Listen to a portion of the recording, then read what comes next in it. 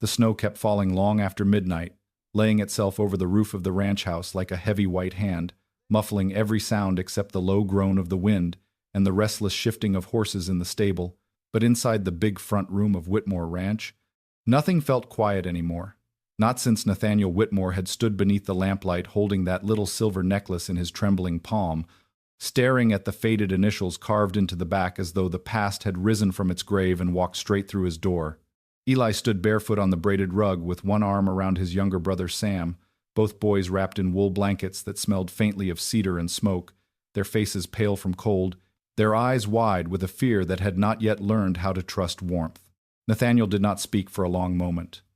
His jaw tightened, then loosened, then tightened again, and the hand holding the necklace curled as if he feared it might vanish if he did not grip it hard enough. Mrs. Hattie Bell, the ranch housekeeper who had seen sickness, death, birth, and betrayal pass through that house over 30 years, stood near the stove with one hand pressed to her chest, watching her employer as if she already knew that whatever answer came next would change the shape of every life in the room. "Where did you get this?" Nathaniel asked at last. But his voice was not angry now. It was worse than anger. It was broken. Eli swallowed hard. He had been asked about the necklace before by men who wanted to take it, women who wanted to sell it, and children who mocked him for wearing something too fine for a barn boy, but he had never heard a grown man ask about it like that, as if the little silver chain were not a trinket but a wound. "It was our ma's," Eli said. "She told me never to lose it, said it was the only proof left that somebody once loved her before the world forgot her name." Nathaniel closed his eyes. The words struck him harder than any bullet ever had. "What was her name?" Sam looked up from beneath the blanket, his lips still blue at the edges. "Clara," he whispered. "Clara Bennett after she married Pa, but she said before that she had another name. She didn't say much because it hurt too bad." Nathaniel took one step back, as if the floor had shifted under him. Hattie made a soft sound near the stove. "Dear Lord," she breathed. Nathaniel opened the locket with his thumb. The hinge squeaked faintly. Inside, beneath a cloudy bit of glass, was a tiny painted portrait almost worn away by years of being held, rubbed, hidden, and cried over. A young woman with dark hair and proud eyes smiled beside a boy not yet 20, both of them standing before a cottonwood tree in spring. Nathaniel stared at that boy and saw himself before money, before land, before bitterness, before the years had taught him to lock every soft thing behind iron. "Clara Whitmore," he said, and when he spoke the name, it seemed to fill the whole house. Eli's brow furrowed. "Whitmore?" Nathaniel looked at him, and for the first time since they had found the boys in the barn, he truly saw them. Not just two starving children, not just strays in a storm.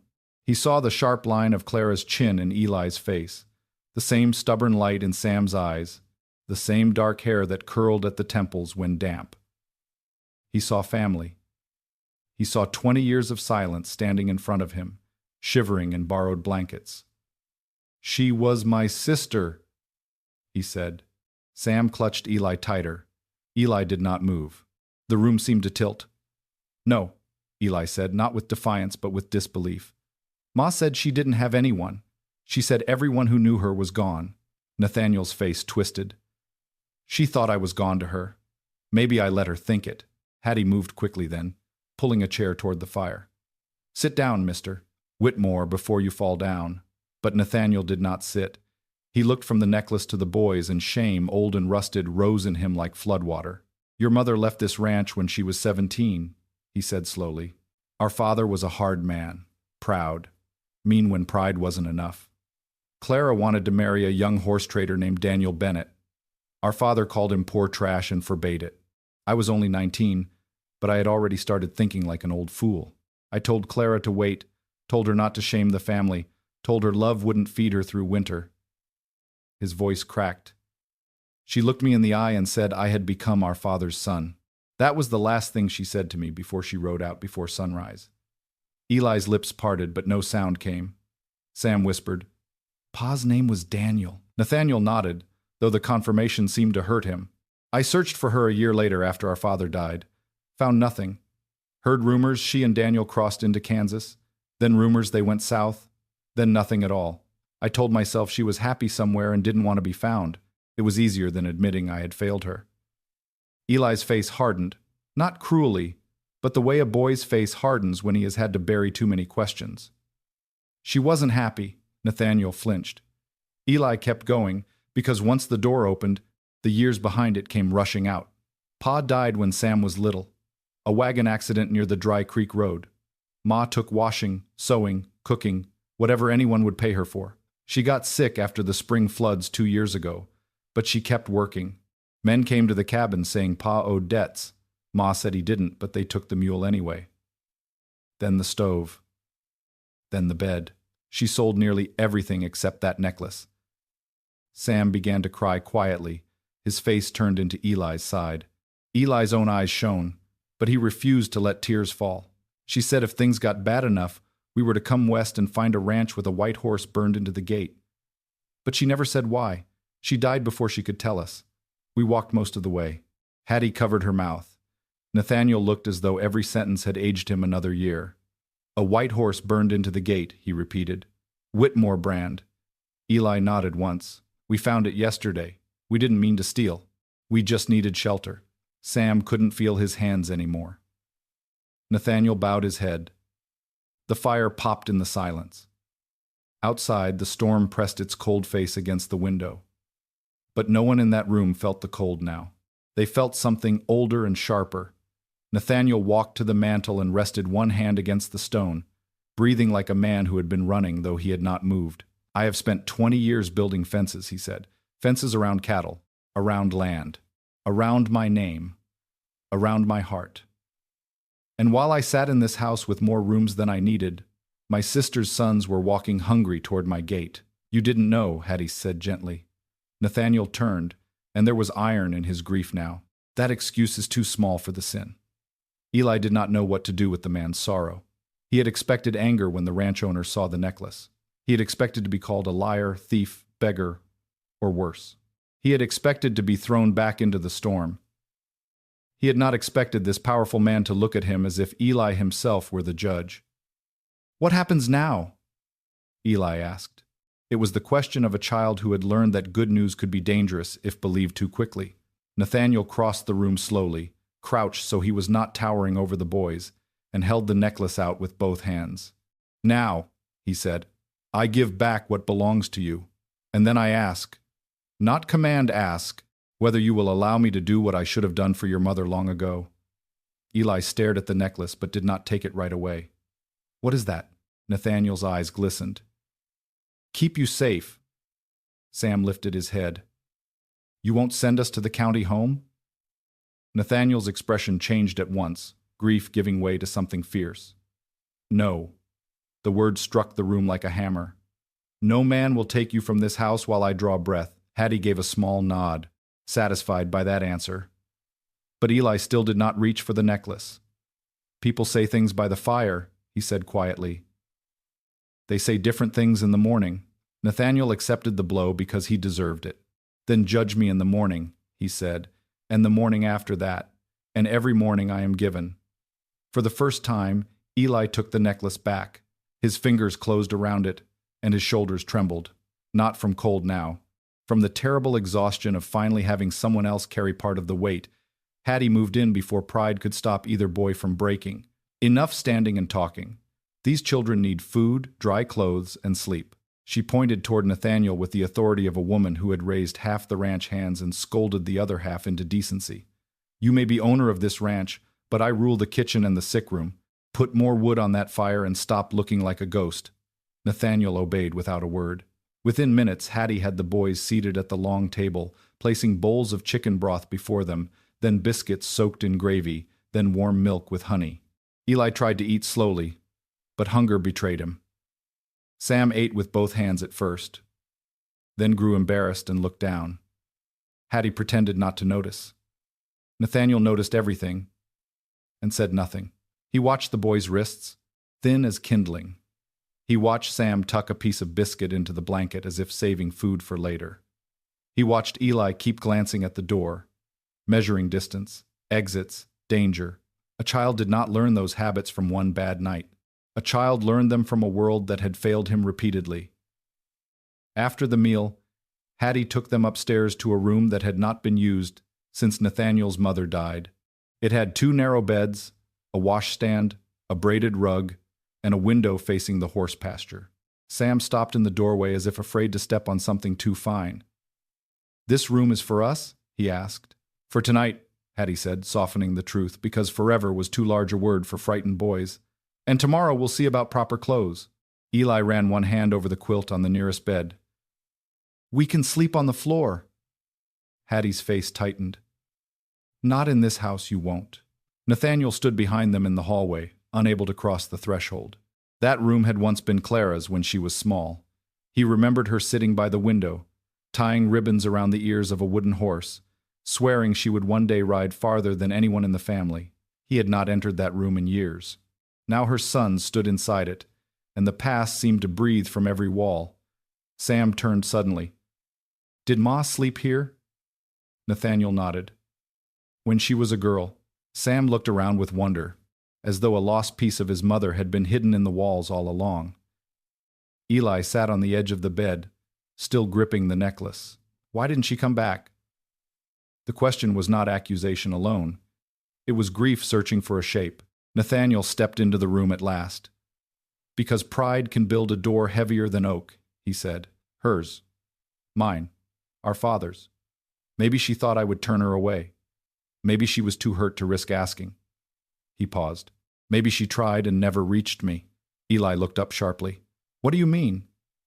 Nathaniel's eyes narrowed, not at Eli, but at some thought forming in the distance. "You said men came claiming your father owed debts. Do you remember their names?" Eli's hand tightened around the quilt. "One of them, Mr. Crowley, Amos Crowley. He wore a black coat and had a scar by his ear. He said he worked for the bank, but Ma said no honest bank sent men after dark." Nathaniel went still. Standing near the washstand, turned slowly. "Amos Crowley," she said. "That snake." Eli looked between them. "You know him?" Nathaniel's face hardened into the face that had made cattle thieves leave Whitmore land before sunrise. "I know of him. Land speculator, debt buyer, liar when it suits him, and thief when lying takes too long." Hattie folded a towel with unnecessary force. "He has been circling smaller homesteads east of here for years. Takes old debts, real or forged, then scares widows into signing away property." Nathaniel's voice dropped. "And he was at your cabin?" Eli nodded. "More than once. Ma hid papers under the floorboard after he came. She said if anything happened, we were not to let Crowley touch Pa's Bible or her letters." Nathaniel stepped closer. "What papers?" Eli's eyes clouded with guilt. "I don't know. After Ma died, Crowley came back with 2 men. We ran before dawn. I only took the necklace, Pa's pocket knife, and Sam's coat. I didn't know the papers mattered. You were children running for your lives," Hattie said firmly. "No blame belongs to you." But Nathaniel was thinking of something else now. "Clara may have written to me," he said. "Crowley could have found the letters, kept them, used what he knew." Eli's face went pale. "He said something once." "What?" Nathaniel asked. "He told Ma nobody from her fancy blood was coming. He said the Whitmore name had no use for beggars." The words hit Nathaniel like a whip. Hattie whispered his name, warning him not to let rage frighten the boys, but Nathaniel had already turned away. He gripped the bedpost until his knuckles whitened. For 20 years he had lived with absence as a mystery. Now that mystery had a man's name attached to it. Amos Crowley. If Crowley had intercepted Clara's letters, if he had known who she was and kept her from reaching the only brother who might have helped her, then Clara had not merely been lost, she had been stolen from him piece by piece. "Sleep now," Nathaniel said, forcing his voice to steady. "Both of you. No one will come through that door tonight." Eli watched him carefully. "Where will you be?" "Downstairs," Nathaniel said, with a rifle close by. Sam's eyes widened. "Because of Mr. Crowley?" Nathaniel softened. "Because storms bring out wolves. Some have fur. Some wear black coats." Hattie tucked Sam beneath the quilt, and the little boy was too tired to resist. Eli lay down more slowly, still wearing the necklace beneath his nightshirt after Hattie found old clothes from a trunk and helped the boys change. At the doorway, Nathaniel paused. "Eli." The older boy looked at him. Your mother used to sing when storms came, Nathaniel said. She said thunder was only heaven-moving furniture. Sam smiled sleepily. She told us that too. That small shared memory did what all Nathaniel's promises could not. It crossed the empty years and laid one gentle plank between them. Eli's eyes softened for half a second before he turned toward the wall. Good night, Mr. Whitmore. Nathaniel swallowed. He wanted to say Uncle Nathaniel, wanted it so badly the words nearly escaped, but he understood that blood did not earn a name in one night. Good night, Eli. Good night, Sam. Downstairs, the ranch house no longer felt like his. It felt haunted by all it had failed to hold. Hattie poured coffee into a tin cup and set it before him, though dawn was still hours away. You're going after Crowley, she said. It was not a question. Nathaniel stood by the window watching snow blur the yard. At first light. The roads will be mean. So am I. Hattie sighed. Anger rides fast and thinks slow. Nathaniel turned. My sister died poor while I had rooms sitting empty. Her children froze in my barn while I slept under a feather quilt. If Crowley had any hand in keeping her from me, I will drag the truth out of him in front of the whole county. Good, Hattie said. But do it with law enough that those boys don't lose you the moment they found you. Nathaniel looked toward the stairs. The house creaked softly. I don't know how to be what they need. Hattie's expression gentled. Start by staying. He nodded, and for the first time that night, his anger bent under the weight of fear. He had faced stampedes, drought, armed rustlers, and winters that killed cattle standing upright, but 2 sleeping boys upstairs frightened him more than all of it, because they needed more than protection. They needed patience. They needed truth. They needed a man willing to be hurt without striking back. Near dawn, the storm finally weakened. Gray light seeped over the ranch, turning the snowfields silver. Nathaniel had not slept. He had written 3 letters, one to Sheriff Abel Turner, one to Judge Whitcomb in town, and one to the county records office demanding every deed, lien, and debt claim tied to Daniel Bennett, Clara Bennett, and Amos Crowley. He sealed them with wax, then saddled his black gelding while the ranch hands gathered in the yard, whispering after hearing pieces of the night's revelation from Hattie. Old foreman Silas Reed approached, hat in hand. Boss. Boys in the bunkhouse heard there are kin inside. Nathaniel tightened the cinch. There are 2 children upstairs. Clara's sons.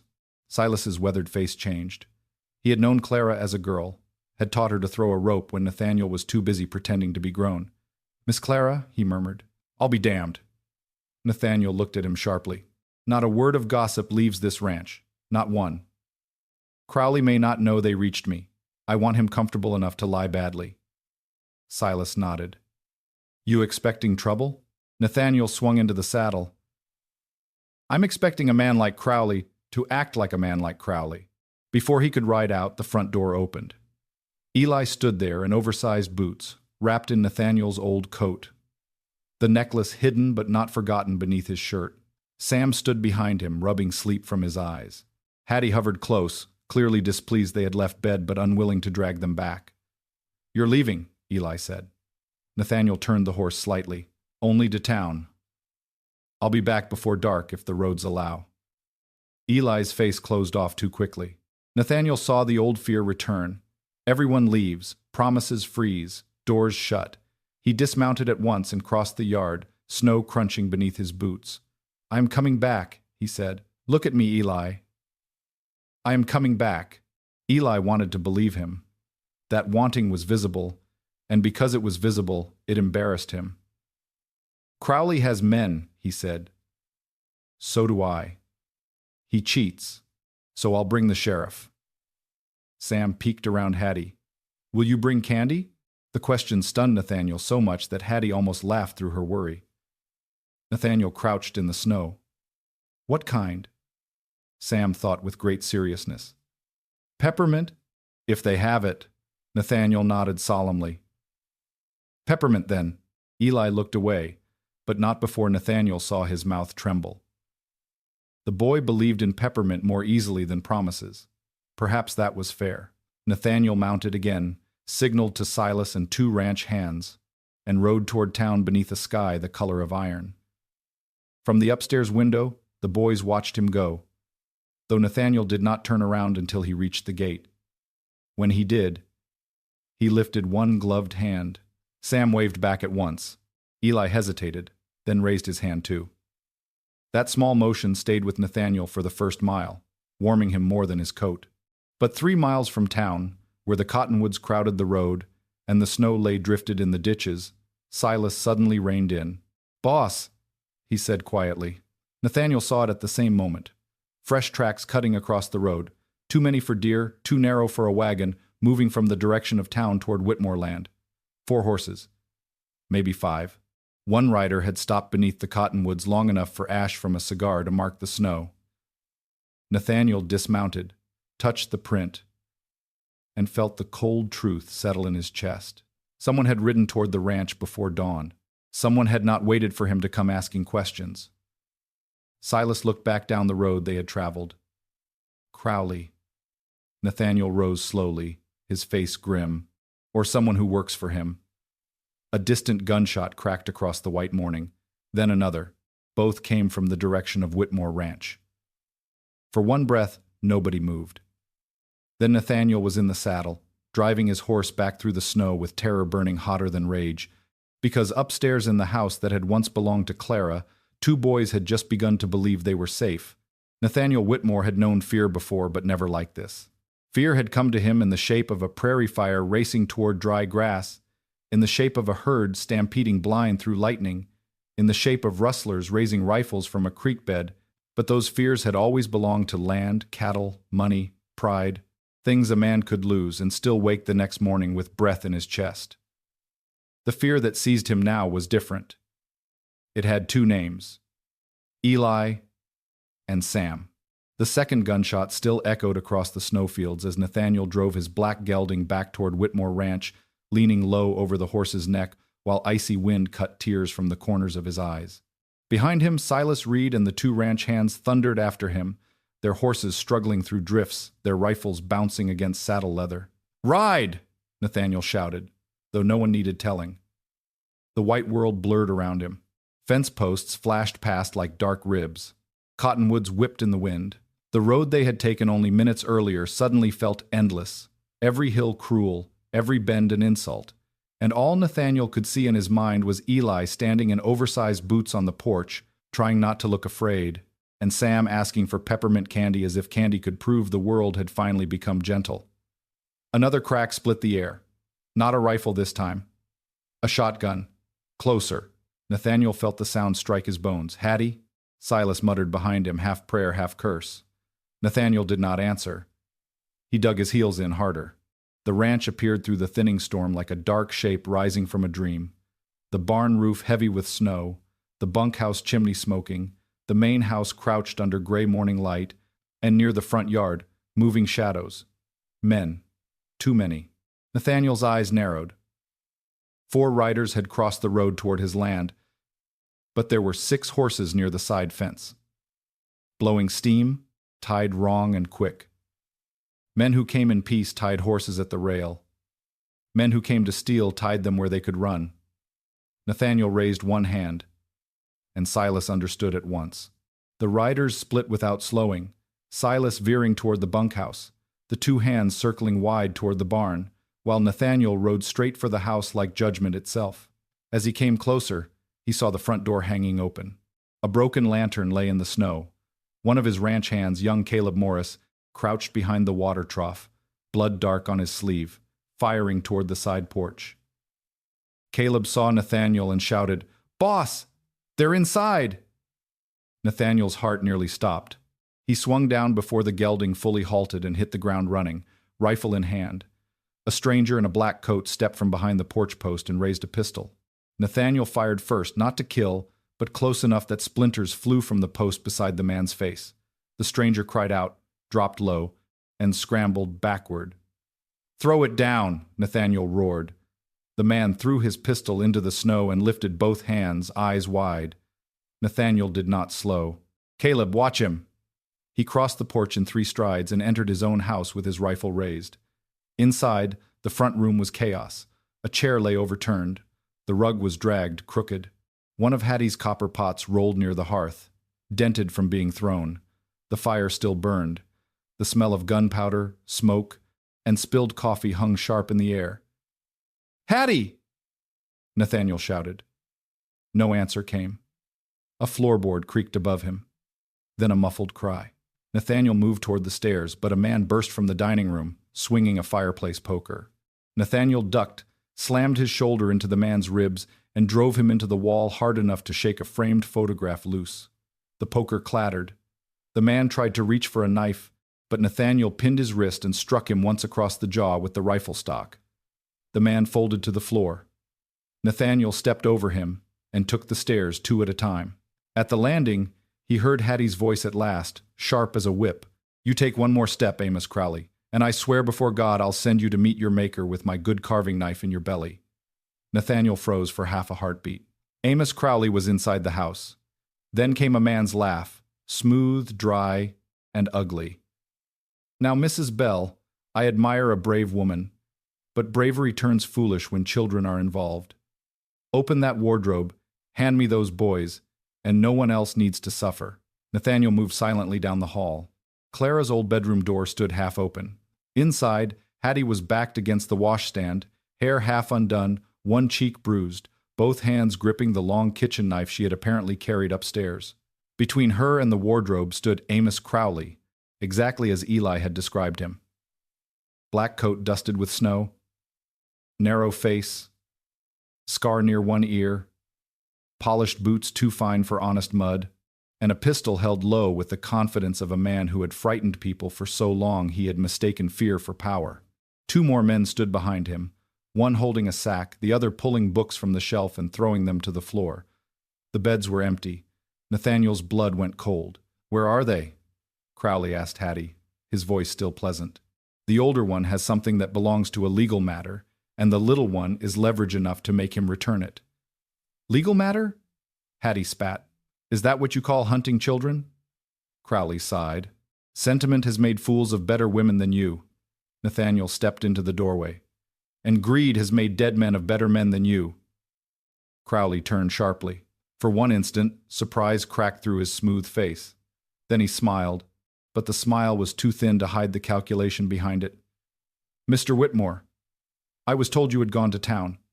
Nathaniel aimed the rifle at his chest. "You were told right. You were also foolish enough to think I wouldn't come back." Crowley's men shifted. One reached toward his belt. Nathaniel's eyes did not leave Crowley. "Touch that gun, and Hattie won't need the knife." The man froze. Crowley lifted his free hand. "Gentlemen, let us keep our manners. This is a misunderstanding." Hattie barked a humorless laugh. "A misunderstanding kicked in the front door?" Crowley's mouth tightened. "I came to retrieve 2 runaway minors who are connected to an unresolved debt claim. Their late father owed money, and the older boy has been carrying property related to the estate." Nathaniel moved 1 step forward. "Their mother was Clara Whitmore Bennett." Crowley blinked once, and that single blink told Nathaniel more than a confession. "So you have been told a family tale," Crowley said smoothly. "Poor women often invent grand bloodlines when life disappoints them." Nathaniel's finger settled near the trigger. "Careful. With respect," Crowley continued, "a necklace proves nothing. Children lie. Widows lie. Hunger lies most of all." Hattie took 1 furious step toward him, knife flashing, but Nathaniel spoke first. "You knew her." Crowley's smile returned. "I knew many poor women. You knew Clara was my sister." Crowley did not answer quickly enough. Nathaniel saw it. Hattie saw it. Even Crowley's own men seemed to feel the room grow colder. "You intercepted her letters," Nathaniel said. "You took her papers. You used her husband's death to trap her in false debt." Crowley's eyes hardened. "Accusations sound dramatic in a warm house, Mr. Whitmore, but county court prefers documents." "Then it's good I was on my way to collect them." For the first time, Crowley looked genuinely irritated. "You should have stayed away from business that no longer concerns you." Nathaniel's voice dropped. "My sister's sons are upstairs in my house. Everything concerns me now." Crowley gave the smallest nod, almost invisible, and the man closest to the shelf suddenly grabbed Hattie from behind. At the same instant, the other lunged toward Nathaniel. Chaos exploded. Hattie drove her heel down on the attacker's foot and twisted hard, the knife slicing through his coat sleeve instead of flesh. He yelled. Nathaniel fired into the ceiling above Crowley's shoulder, showering plaster and freezing every man in the room. "Enough!" he thundered, but Crowley had already moved. He seized the fallen sack, kicked the wardrobe door once, and when it did not open, shouted, "Find them!" From inside the wardrobe came a tiny sound. Sam. Nathaniel heard it, Crowley heard it, and every hope in the room narrowed to that door. Hattie's face went pale. Nathaniel's rifle swung back to Crowley. "Step away!"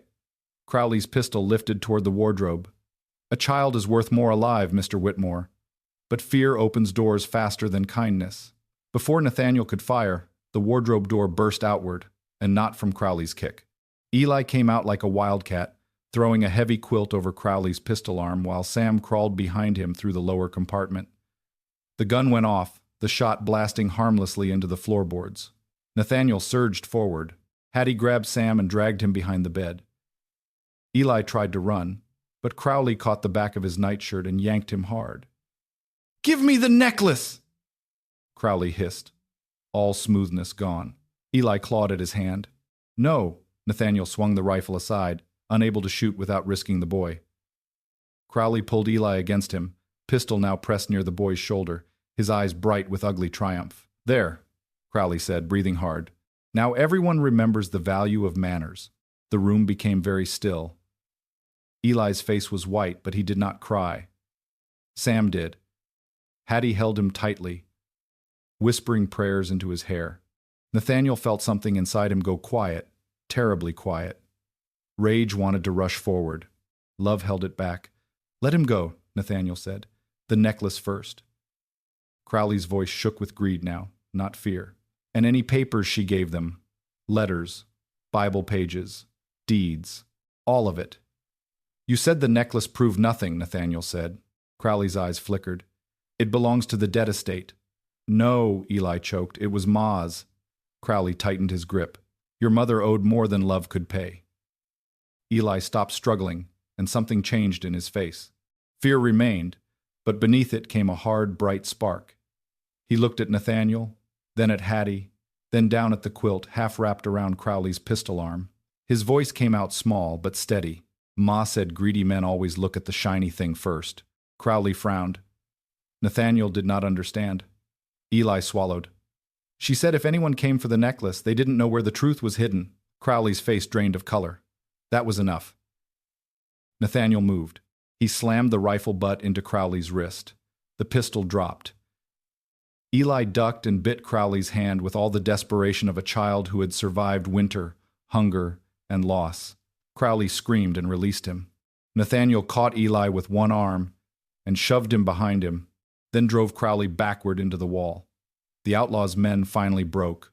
One bolted for the hallway and ran straight into Silas Reed, who had come up the back stairs with a revolver in each hand and the expression of a man who had been waiting 40 years for an excuse. "Morning," Silas said, and struck him flat with the butt of a gun. The second man raised both hands immediately. "I ain't paid enough for this." "Wise man," Hattie snapped. Outside, more shouts rose. Ranch hands had surrounded the yard. Caleb had captured the stranger from the porch. Another of Crowley's riders lay face down in the snow with his hands tied, cursing while a stable boy sat proudly on his back. Within minutes, Amos Crowley was bound to a chair in Nathaniel's front room with his wrists tied behind him and his dignity leaking away faster than the snow melting from his boots. Eli and Sam sat on the settee under Hattie's guard, both wrapped again in blankets, both trembling from shock. Nathaniel knelt before them, not caring that Crowley watched. "Are you hurt?" Eli shook his head, though his lip had split where Crowley dragged him. Sam clung to Hattie's sleeve. The gun was loud. Nathaniel closed his eyes for half a second, then opened them and forced calm into his voice. "Yes, it was. But you are safe now." Eli looked toward Crowley. For how long? Nathaniel had no answer. That would not sound too easy. Hattie dabbed Eli's lip with a wet cloth. "Longer than before," she said, "and that is how safety starts." Sheriff Abel Turner arrived less than an hour later, having received the first letter Nathaniel sent by a ranch hand before the attack fully ended. The sheriff was a broad man with tired eyes, a frost-white mustache, and no patience for wealthy men pretending crime became business when written on stamped paper. He stepped into the front room, took in the broken furniture, tied men, bruised housekeeper, shaken children, and Amos Crowley sitting stiffly in a chair, then removed his hat. "Well," he said, "looks like I missed breakfast." Crowley straightened. "Sheriff Turner, I demand protection from this unlawful detention." Sheriff Turner glanced at Nathaniel. "Did he break into your home?" "Yes." "With armed men?" "Yes." "Threatened children?" Hattie said. "Yes, and if the law fails to notice, I have a skillet that won't." Turner nodded. "Then Mr. Crowley can demand all he likes from a jail cell." Crowley's face tightened. "This is a civil debt matter." Turner stepped closer. Breaking doors and pointing pistols at boys is rarely civil. Nathaniel handed him the pistol taken from Crowley, then the weapons collected from the others. He came looking for the necklace and papers. Turner looked toward Eli. "Son, is that true?" Eli hesitated. Nathaniel did not answer for him. Hattie did not push. The sheriff waited. That waiting mattered. It told Eli he was not being cornered. At last, Eli nodded. He said Ma owed him, but Ma said Pa didn't. She said Mr. Crowley made numbers out of smoke. Turner's eyes sharpened. "Made numbers out of smoke, did she?" Crowley scoffed. "Children repeat nonsense." "So do guilty men when nervous," Turner replied. Nathaniel turned to Eli. "What did you mean upstairs?" "About greedy men looking at the shiny thing first." Eli's hand went automatically to the necklace beneath his shirt. "Ma said the necklace was proof of love, not proof of truth. She said if a bad man ever tried to take it, I should remember he was looking in the wrong place." "Did she tell you the right place?" Eli's brow furrowed. "I thought she meant Pa's Bible, but we left it behind." Crowley's jaw tightened slightly. Nathaniel saw it. Sheriff Turner saw it too. "Where was the cabin?" Turner asked. Eli described it as best he could. East of Dry Creek, near a dead oak split by lightning, with a crooked chimney and a well that had gone bitter after the floods. Turner looked at Nathaniel. "That's Bennett's old claim." Nathaniel's eyes narrowed. "You know it?" "I know there was a disputed land transfer filed last winter. Amos here claimed abandonment and debt forfeiture. Judge hadn't ruled yet because some signatures looked questionable." Crowley barked, "The judge delayed because Whitcomb is old and afraid of ink." Turner leaned down until his face was level with Crowley's. "And now I am delaying your comfort because I am old and fond of rope." Silas gave a dry chuckle from the doorway. Nathaniel stood. "We ride to the cabin today." "No," Turner said. "I ride. With deputies. This is evidence now." Nathaniel's voice turned cold. "My sister's papers are there, and if you charge in angry, Crowley's lawyer will say you planted whatever we find." Turner held his gaze. "Let me do the law's work. Nathaniel, you do the harder work. Stay with the boys." The words struck deeper than Nathaniel expected. "Stay with the boys." Hattie, from beside the settee, nodded once. Nathaniel looked at Eli and Sam. Eli was watching him with the tense expectation of someone waiting to be left again. Nathaniel slowly unclenched his fists. "All right," he said. "But send word the moment you find anything." Turner nodded. "I will." Crowley laughed softly. "You are all chasing ghosts. Whatever Clara Bennett had, it died with her." Eli stood suddenly, blanket falling from his shoulders. "Don't say her name." The room fell silent. The boy's hands shook, but his voice did not. "You don't get to say her name like you knew her. You scared her. You made her hide money in flour sacks. You made her cry when she thought we were asleep. You told her nobody wanted her. But she still sang to Sam when thunder came. She still gave hungry people bread even when we had almost none. She still kept that necklace because she said once there was a boy who loved her before he forgot how." Nathaniel's face crumpled, but Eli kept looking at Crowley. "You don't get to say her name." For the first time all morning, Crowley had nothing ready. Sheriff Turner touched Eli's shoulder gently. "That was well said, son." Then he motioned to his deputies. Crowley and his men were hauled to their feet and marched toward the door. As he passed Nathaniel, Crowley leaned close enough to whisper, "You think blood makes you a father to them? You will learn. Boys who grow hungry learn to run before they learn to love." Nathaniel did not strike him. He wanted to. Instead, he said quietly, "And men who profit from widows learn to pray before the rope tightens." Crowley's smile faded as the sheriff pushed him out into the snow. After they were gone, the house seemed to exhale. No one spoke for a long while. The broken chair remained on its side. The scorch mark from Crowley's pistol smoked faintly in Clara's bedroom floor above. The front door hung crooked. The world had changed, but the mess of change still lay everywhere. Hattie stood, squared her shoulders, and announced, "This house will not look conquered when those devils pass it from the road. Caleb, fix the door. Silas, get men on every gate. Mr. Whitmore, sit before you fall. Boys, kitchen." Sam blinked. "Kitchen? You survived terror before breakfast. That earns pancakes." Sam looked at Eli, unsure whether pancakes after gunfire was allowed. Eli gave the smallest shrug.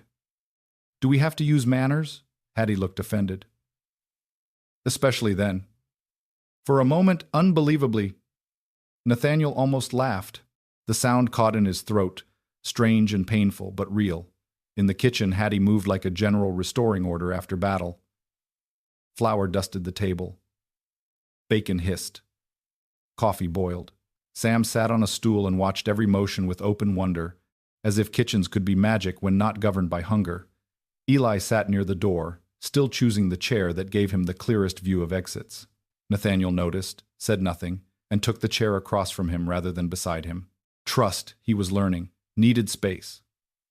When Hattie placed pancakes before the boys, Sam stared at the butter melting on top. "Is this all for me?" "Unless your brother steals it," Hattie said. Eli gave her a wounded look so perfect that Sam giggled before he could stop himself. The giggle surprised everyone, including Sam. It was small, rusty, and gone quickly, but it changed the air more than the fire did. Nathaniel looked down at his coffee because his eyes had filled again. Eli saw anyway. "Grown men cry a lot in this house," he said. Nathaniel wiped his face with the back of his hand. "Only since you arrived." Eli studied him, then looked at his plate. "Ma said Uncle Nathaniel never cried. She said when he was little, he broke his arm falling from the hayloft and didn't shed one tear because grandfather told him Whitmore men were stone." Nathaniel's mouth tightened. "Our father praised Stone because he did not know how to raise sons." "Were you?" Eli asked. "Stone?" Nathaniel stared into the black surface of the coffee for a long time. "Are you still?" The question was soft, but it was not innocent. Nathaniel looked at the boy, at Clara's eyes in a child's hungry face. "I hope not." Eli did not answer, but he did not look away either. That was its own beginning. By afternoon, the ranch had changed into a guarded fortress. Men rode the fence lines, rifles stood near doors. Hattie moved the boys from Clara's bedroom to a smaller room at the back of the house until the bullet hole was repaired, though Sam insisted on carrying the pillow from Clara's bed because it smelled like lavender and dust and somehow, in his mind, like the mother he missed. Nathaniel tried to help clean the broken front room, but Hattie took the broom from him after he swept the same spot for 5 minutes without seeing it. "You're not cleaning," she said. "You're punishing the floor." He surrendered the broom.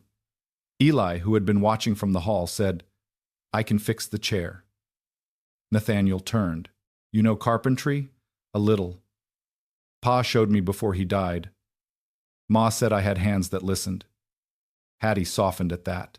Nathaniel carried the broken chair to the workroom and set out tools.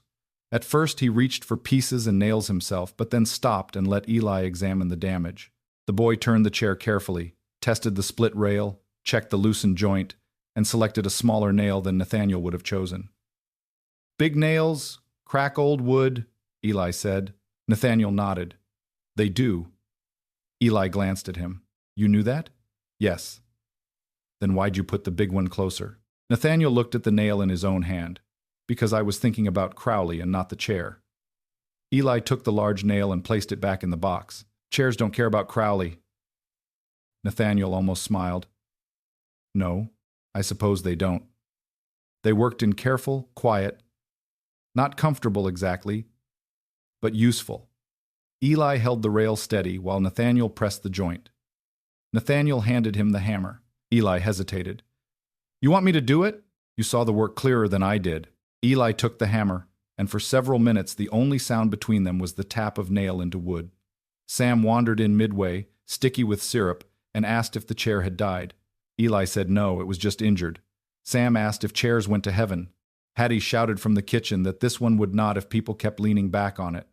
By the time the chair stood again, crooked but sound, Eli's shoulders had lowered. Nathaniel ran one hand over the repaired rail. "Your father taught you well." Eli's expression flickered. "He didn't get to teach long." "No," Nathaniel said. "I wish I had known him." Eli looked at him then, measuring whether the wish was real or only politeness. Ma said Pa laughed too loud, trusted too fast, and loved like he had money in the bank even when he didn't have a penny. Nathaniel smiled faintly. "That sounds like the kind of man my father would have hated." Ma said that too. The shared honesty settled between them, fragile but warm. Before dusk, Sheriff Turner returned. Nathaniel saw the rider from the window and went still. The sheriff came alone, which meant either the news was simple or too dangerous to spread. Snow clung to his coat. His face looked grim. He carried a leather satchel tied with twine. Eli and Sam came to the doorway behind Nathaniel, Hattie close at their backs. "Did you find the cabin?" Nathaniel asked. Turner removed his hat.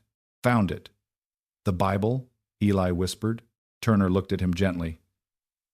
"Found that too." Sam clutched Eli's sleeve. The sheriff held out the satchel. "It was under the floorboard, just like your mother told you." Bible, letters, a deed, 2 bank receipts, and a small ledger written in Clara Bennett's hand. Nathaniel took the satchel as if receiving a newborn child. His fingers shook. "And Crowley?" Turner's jaw hardened. "Crowley lied. About most of it. Maybe all of it. But there's worse." Hattie closed the door against the wind. They gathered at the dining table, the same table where the boys had eaten their first warm meal in the house. Nathaniel untied the satchel. The smell of old paper rose into the room. Eli leaned forward, breath caught. On top lay a worn family Bible, its leather cracked, corners rubbed smooth. He touched it with 2 fingers. "Pause," he said. Sam whispered. "Ma used to keep flowers in it." Nathaniel opened the cover. Pressed between the pages was a flattened bluebell, faded nearly gray. Beneath it lay letters tied with a blue ribbon. Nathaniel recognized the handwriting before he read a word. Clara. His sister's hand, thinner and more slanted with age, but hers. He untied the ribbon slowly. The first letter was addressed to him. Nathaniel Whitmore, Whitmore Ranch, west of Abilene. The postmark had never been stamped. It had never been sent. His throat closed. Hattie put a steadying hand on the back of a chair. Nathaniel unfolded it. His eyes moved across the page, and the room blurred. Clara had written 3 years after leaving home. She had written that she was sorry for the last words she spoke. She had written that Daniel was a good man, poor but kind, and that she had a son named Eli with Nathaniel's stubborn brow. She had written that she wanted no money, only peace, only to know whether a brother could forgive a sister who had chosen love over family. Nathaniel could not finish aloud. He passed the letter to Hattie, who read with tears sliding freely down her cheeks. Eli stared at the page as if it were his mother's voice returned from the grave. "She wrote to you," he said. Nathaniel nodded. "She tried." Turner placed another envelope on the table. "There are 6 like that, none mailed, all found in Crowley's strongbox at the cabin, along with copies of debt claims. My deputy is guarding the rest." Nathaniel looked up sharply. "His strongbox?" "Hidden under loose boards near the stove. Crowley must have used the cabin after they ran, maybe came back searching, maybe meant to burn what he couldn't use." Turner tapped the ledger. "Clara kept records, every payment, every visit, every threat. She wrote that Crowley took letters from her once, said he would post them for a fee, then later claimed no brother had answered because no brother wanted her." Nathaniel went very still. The room seemed to darken around him. "He told her that?" Turner nodded. Eli's face folded inward, grief becoming understanding in the worst possible way. "That's why she stopped saying your name." Nathaniel pressed both hands flat on the table, fighting to remain upright. "She thought I read them and ignored her." No one spoke. There are silences that comfort and silences that condemn. This one did both. Sam climbed quietly onto the chair beside Nathaniel, and with the solemn courage of a small child who does not understand everything but understands pain, slipped his hand into Nathaniel's. Nathaniel looked down at that little hand, sticky still from syrup despite Hattie's washing, and something in him broke cleanly instead of cracking. He did not deserve comfort from Clara's child, but Sam gave it anyway. "Ma said sometimes people don't answer because the letter gets lost," Sam whispered. Nathaniel closed his fingers gently around the boy's hand. "Your ma was kinder than I was." "She was kind to everybody," Sam said. "Except Mr. Crowley. She called him a buzzard in church once." Hattie made a strangled sound that might have been a sob or a laugh. Nathaniel looked at Eli. "I did not know, Eli. I swear to you on this house, on this land, on Clara's grave, if you will take me there, I did not know."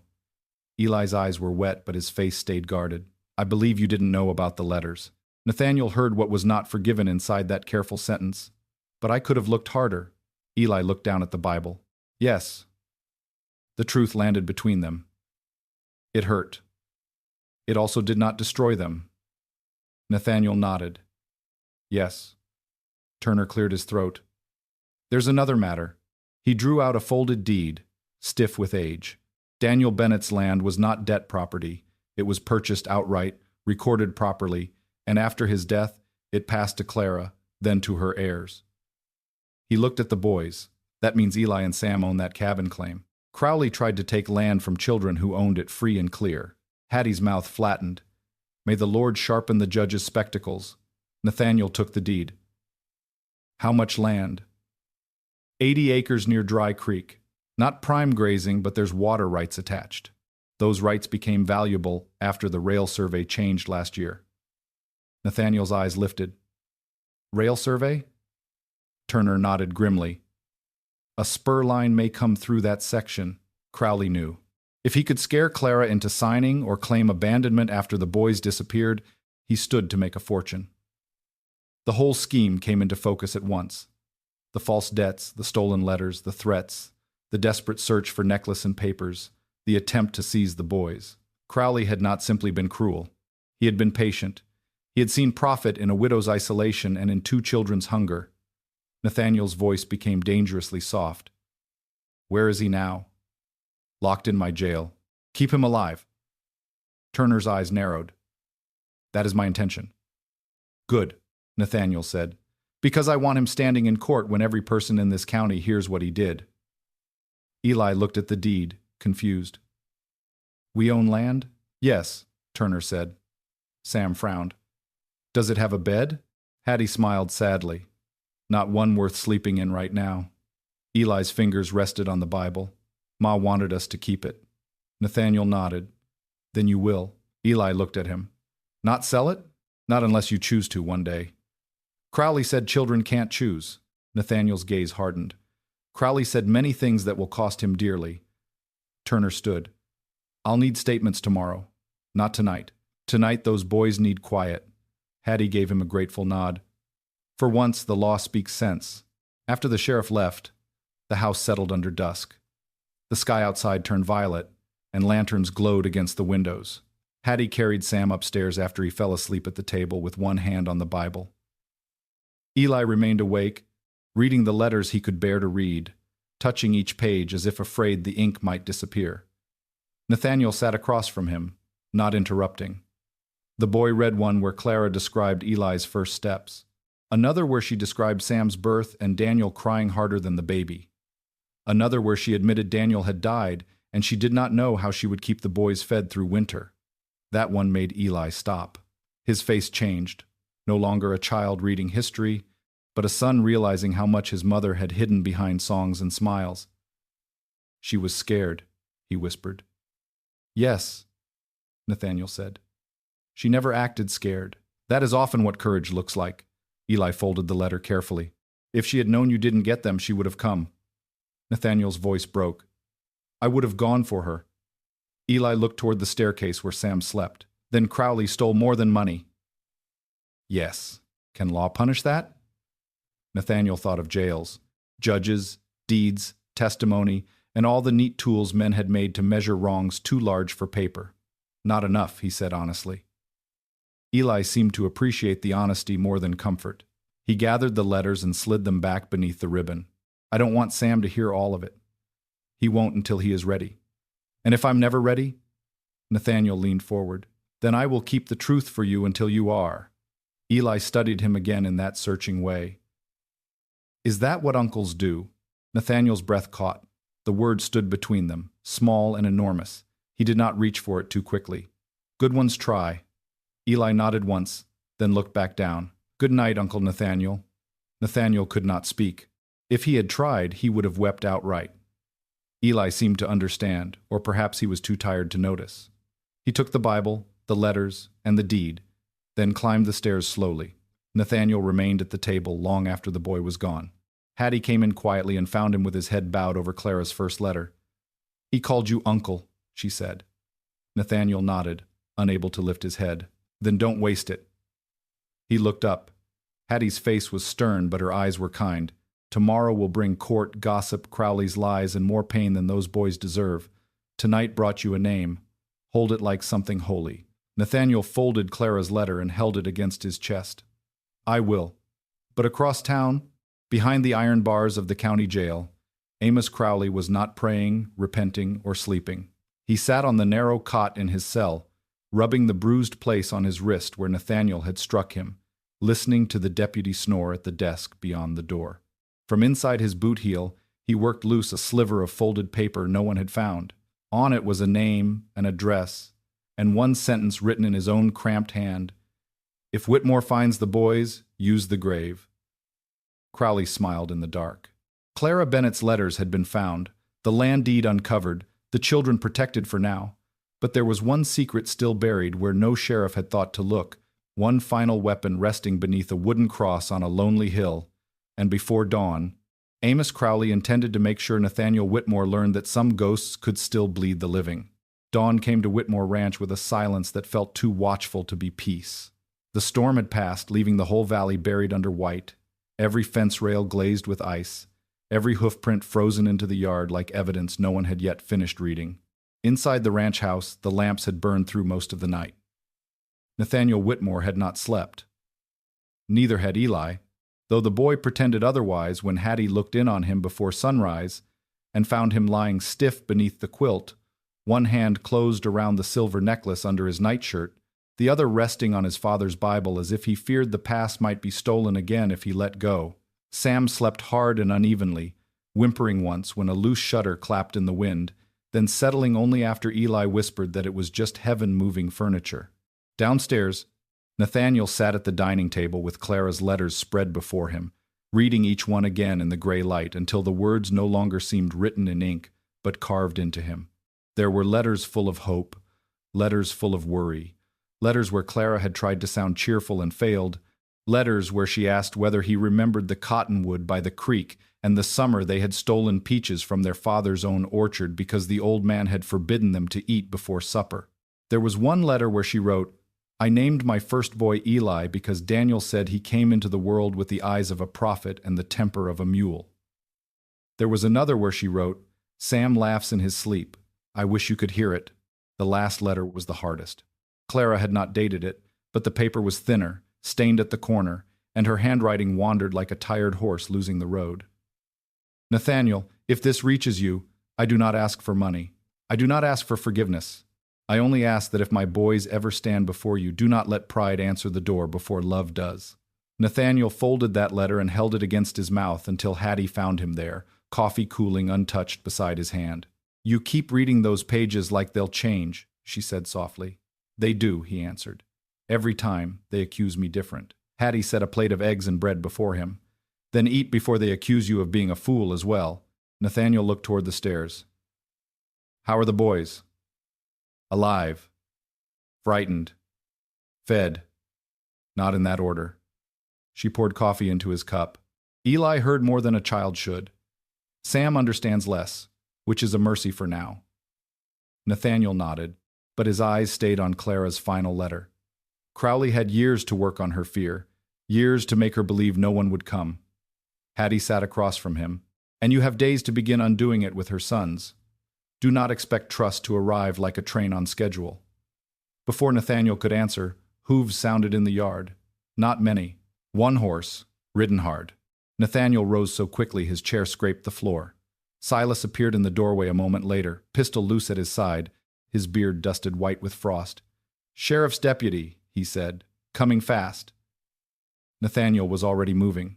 The deputy stumbled from the saddle before anyone reached him, face gray, one sleeve torn, blood dried along his temple. "Mr. Whitmore," he gasped.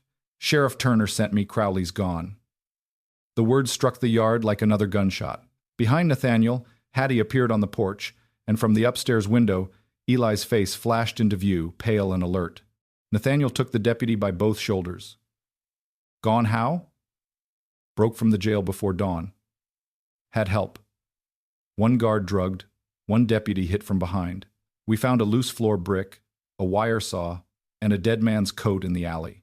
Sheriff says Crowley had friends waiting. They took the north road first, then turned east. Toward Dry Creek," Silas said grimly. The deputy swallowed. "Sheriff thinks so. He said to tell you one more thing. Crowley left a message carved into the jail table." Nathaniel's jaw tightened. "What message?" The deputy looked past him toward the house, as if reluctant to speak where the boys might hear. Nathaniel's voice dropped. "Say it. He carved, asked Clara what she buried." Hattie crossed herself. Silas cursed under his breath. Nathaniel went still, and in that stillness, the meaning of Crowley's hidden note from the night before seemed to crawl out of the dark. Use the grave. Clara's grave. Nathaniel looked toward the upper window. Eli was no longer there. "Saddle 5 men," Nathaniel said. "No," Hattie snapped from the porch. "First you come inside." "Hattie, now." Her voice carried the authority of fear sharpened into sense. "That boy heard enough from the window to know something is wrong, and if you ride off without telling him the truth, you will become every leaving man he has ever known." Nathaniel hated that she was right. He turned to Silas. "Keep men on every gate. No one rides alone. Send 2 hands to meet Turner on the east road and 2 to watch Bennett's old cabin. If Crowley goes there, I want eyes on him before he smells smoke." "And you?" Silas asked. Nathaniel looked at the house. "I tell the boys." He found Eli at the top of the stairs, already dressed in borrowed clothes, boots unlaced, Bible tucked under one arm. Sam stood behind him, rubbing his eyes, sleepy and frightened because Eli was frightened. "Crowley ran," Eli said. It was not a question. Nathaniel climbed the stairs slowly, stopping 2 steps below so he did not tower over him. "Yes." Eli's face hardened in that old way, the way that had nothing to do with courage and everything to do with expecting betrayal before it arrived. "And he's going to Ma's grave." Nathaniel did not ask how he knew. Children who had survived men like Crowley learned to hear what adults tried not to say. "We believe he may try." Sam whispered, "Why would he bother Ma? She's sleeping." The sentence nearly broke Hattie, who stood at the foot of the stairs with one hand pressed to her apron. Nathaniel answered gently, "Because bad men sometimes think even the dead can be used against the living." Eli's fingers tightened around the Bible. He said there was a secret buried. "Do you know what he meant?" Nathaniel asked. Eli looked down. "Ma had a box." Nathaniel felt the house go quiet around them. "What kind of box?" "Small, tin. Blue once, but most of the paint was gone. She kept it under the bed before Pa died. After Crowley started coming, she took it out one night and wrapped it in oilcloth.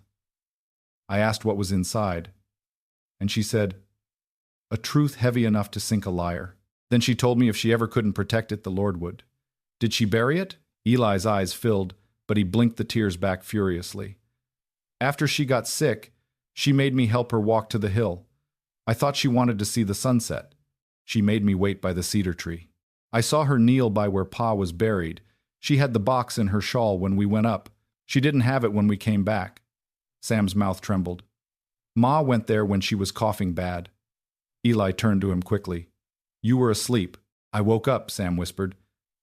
"She told me not to tell because secrets need quiet." Nathaniel looked at Hattie, then at the Bible, then at Clara's final letter, still folded in his vest pocket. "Then Crowley doesn't know exactly where it is," he said. "Not unless he makes us show him." Eli understood at once. "He wants us to go." "Maybe. Then we don't." His voice was firm, but his face betrayed him. Whatever was buried with Clara was the last secret his mother had left, and Crowley knew grief could pull harder than any rope. Nathaniel stepped closer. Eli, I will not ask you to face him. I'm not facing him. I'm facing Ma. The words landed quietly. Sam began to cry. Eli looked ashamed of causing it and angry at himself for caring. If Crowley digs there first, he'll take whatever she protected. He took the letters, he took the mule, he took our bed. He doesn't get to take what she buried. Nathaniel wanted to say no. He wanted to lock both boys in the safest room, stand guard with every rifle on the ranch, and ride alone into danger like that could make up for 20 years. But he remembered Hattie's warning.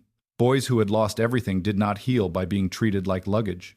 And Eli, for all his thin wrists and split lip, was not asking permission to chase danger. He was asking to honor his mother. Then we go together, Nathaniel said. Hattie made a sharp sound. Nathaniel, with men ahead and behind, with Sheriff Turner, if we can meet him. But we do not let Crowley choose the ground alone. Eli stared at him, surprise breaking through the fear. You'll let us come? I will keep you beside me. There is a difference. Sam wiped his face with his sleeve. Do I have to come? Eli turned immediately. No. Nathaniel knelt. No, Sam. You can stay here with Hattie. Sam looked from Eli to Nathaniel, then shook his head miserably. If Eli goes, I go. Hattie muttered something about Whitmore's stubbornness infecting children through blood, but she was already reaching for coats. Within the hour, the ranch prepared for a journey that felt less like travel and more like a march toward judgment. Nathaniel chose the covered wagon instead of saddles for the boys, partly because Sam was too small and tired for a hard ride, partly because a wagon gave them blankets, supplies, and a place to shield them if shots were fired. Silas rode ahead with 3 men. Caleb and another hand followed behind. Nathaniel sat at the wagon bench with the reins in one hand and a rifle within reach. Eli sat beside him, Bible on his lap, necklace hidden beneath his shirt, eyes fixed on the eastern road. Sam sat in the back wrapped in quilts with Hattie, who had refused to remain behind so fiercely that no one wasted breath arguing. No child of Clara Whitmore goes to his mother's grave without someone carrying food, she had declared, placing a basket beside her as if biscuits could stand against evil, which in her hands they nearly could. The road to Dry Creek was hard and bright under the winter sun. Snowfields stretched wide on both sides, broken by black lines of fence and leafless shrubs. The horses breathed steam. Wagon wheels groaned through ruts hidden beneath the drifts. For miles no one spoke much. The land itself seemed to be listening. Nathaniel had ridden this country for decades, had known every rise and hollow as property, grazing, water, profit, but now each mile felt like a measure of his failure. Somewhere along these roads, Clara had lived, suffered, written, hoped, and died close enough that the wind could have carried her voice west if he had been listening. Eli must have sensed the change in him because after a long silence he said, Ma said regret is a horse that only walks backward. Nathaniel glanced at him. She said that? Mostly when I broke something and kept saying sorry instead of fixing it. Hattie's voice came from the back. Smart woman. Nathaniel looked at the reins. Then I suppose I should stop trying to ride regret. Eli's expression remained guarded, but less hard than before. What do you ride instead? Nathaniel considered. Responsibility. Eli gave a small nod. That sounds like a slower horse. It is, Nathaniel said, but it reaches places regret never does. Sam, half asleep in the blankets, murmured, Does it like peppermint? For the first time all morning, Eli almost smiled. They met Sheriff Turner 2 miles from Bennett's old claim. He had 4 deputies with him, and a face carved from bad news. He reined in beside the wagon. Crowley's tracks split near the creek, he said. 2 riders went toward the cabin, 3 toward the cemetery hill. Nathaniel's grip tightened on the reins. And Crowley? Likely the hill. A man like him trusts others with fire, not secrets. Eli looked at the sheriff. Did they burn the cabin? Turner's eyes softened. Not yet. My men reached it first. It's guarded. Some of Eli's breath returned. The sheriff nodded toward the rise ahead, where a low hill stood crowned by a cedar tree and a handful of wooden crosses leaning under snow. That where your folks are buried? Eli stared. His face changed. A boy had sat beside Nathaniel that morning.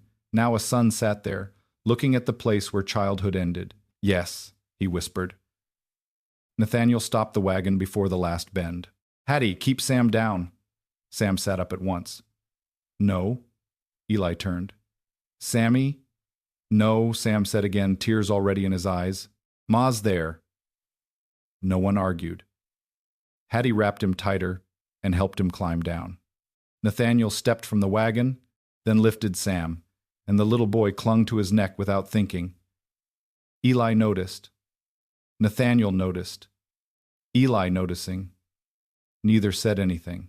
They walked the last stretch together, surrounded by armed men who gave the graves as much distance as protection allowed. The cemetery was small and poor, just 6 markers on a wind-bent hill. Daniel Bennett's cross leaned near the cedar. Beside it stood Clara's, newer, made from pine, her name carved unevenly by Eli's own hand. Clara Bennett, beloved Ma. Snow gathered in the grooves of each letter. Eli stopped 3 steps away and could not move. Sam slid from Nathaniel's arms and ran to the cross, falling to his knees in the snow. Ma, he sobbed, pressing both mittened hands to the wood. Hattie turned away, crying openly. Nathaniel stood behind the boys, every promise he had made feeling too small before that lonely marker. He removed his hat. Hello, Clara, he said, and his voice broke on her name. Eli looked back at him, startled by the greeting, then looked at the cross again. I brought him, he whispered. I didn't know if you wanted me to, but I brought him. Nathaniel closed his eyes. No court, no jail, no deed would ever punish Crowley enough for making a child speak like that at his mother's grave. Sheriff Turner approached carefully. Eli, can you show us where she knelt? Eli wiped his face with his sleeve and nodded. He moved past Clara's cross to a patch near Daniel's grave, beside a flat stone half hidden by snow. There. Turner signaled a deputy, who knelt and brushed the snow aside with gloved hands. The earth beneath was frozen hard, but it had once been disturbed. Before the deputy could take out a small shovel, a rifle shot cracked from the trees below. Bark exploded from the cedar trunk above Eli's head. Nathaniel grabbed the boy and dragged him down behind the stone. Hattie threw herself over Sam. Cover! Turner shouted. Men scattered behind crosses, stones, and the wagon. Another shot tore through the snow near Nathaniel's boot. From the lower tree line came Crowley's voice, carrying sharp and triumphant through the cold. Step away from that grave, Whitmore. That box belongs to a matter far older than those boys. Nathaniel pressed Eli behind him, rifle ready. Crowley, Sheriff Turner called. Throw down your weapon and come out. Crowley laughed. Sheriff, I admire your devotion to procedure, but you are standing on evidence you do not understand. I understand attempted murder well enough, Turner shouted. You think this began with Clara? Crowley called. You think this began with a widow and a few forged debts? Ask Nathaniel what his father did before Clara ever ran. Ask him why a poor horse trader suddenly knew enough about Whitmore blood to marry into it. Nathaniel's face tightened. Eli looked at him. What does he mean? He lies, Nathaniel said. But the words lacked certainty because Crowley's voice had carried something more dangerous than invention. Knowledge. Dig, Crowley shouted.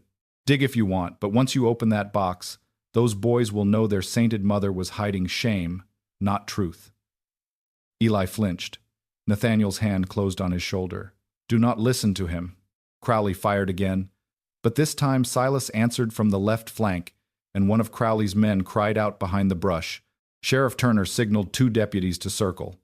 The hill erupted into a tense exchange of shots, not a battle so much as a cage tightening around desperate men. Nathaniel kept the boys low behind the grave marker, his own body between them and the tree line. Sam shook beneath Hattie's arms, whispering, I want to go home. Eli, pale and trembling, stared at the disturbed earth. We have to get the box. Not while bullets are flying, Nathaniel said. He'll run with it. He cannot reach it without crossing open ground. He doesn't need to, Eli said suddenly. He needs us scared enough to leave. Nathaniel looked at him. The boy was right. Crowley had not attacked to win a gunfight against a sheriff and Whitmore men. He had attacked to scatter them from the grave.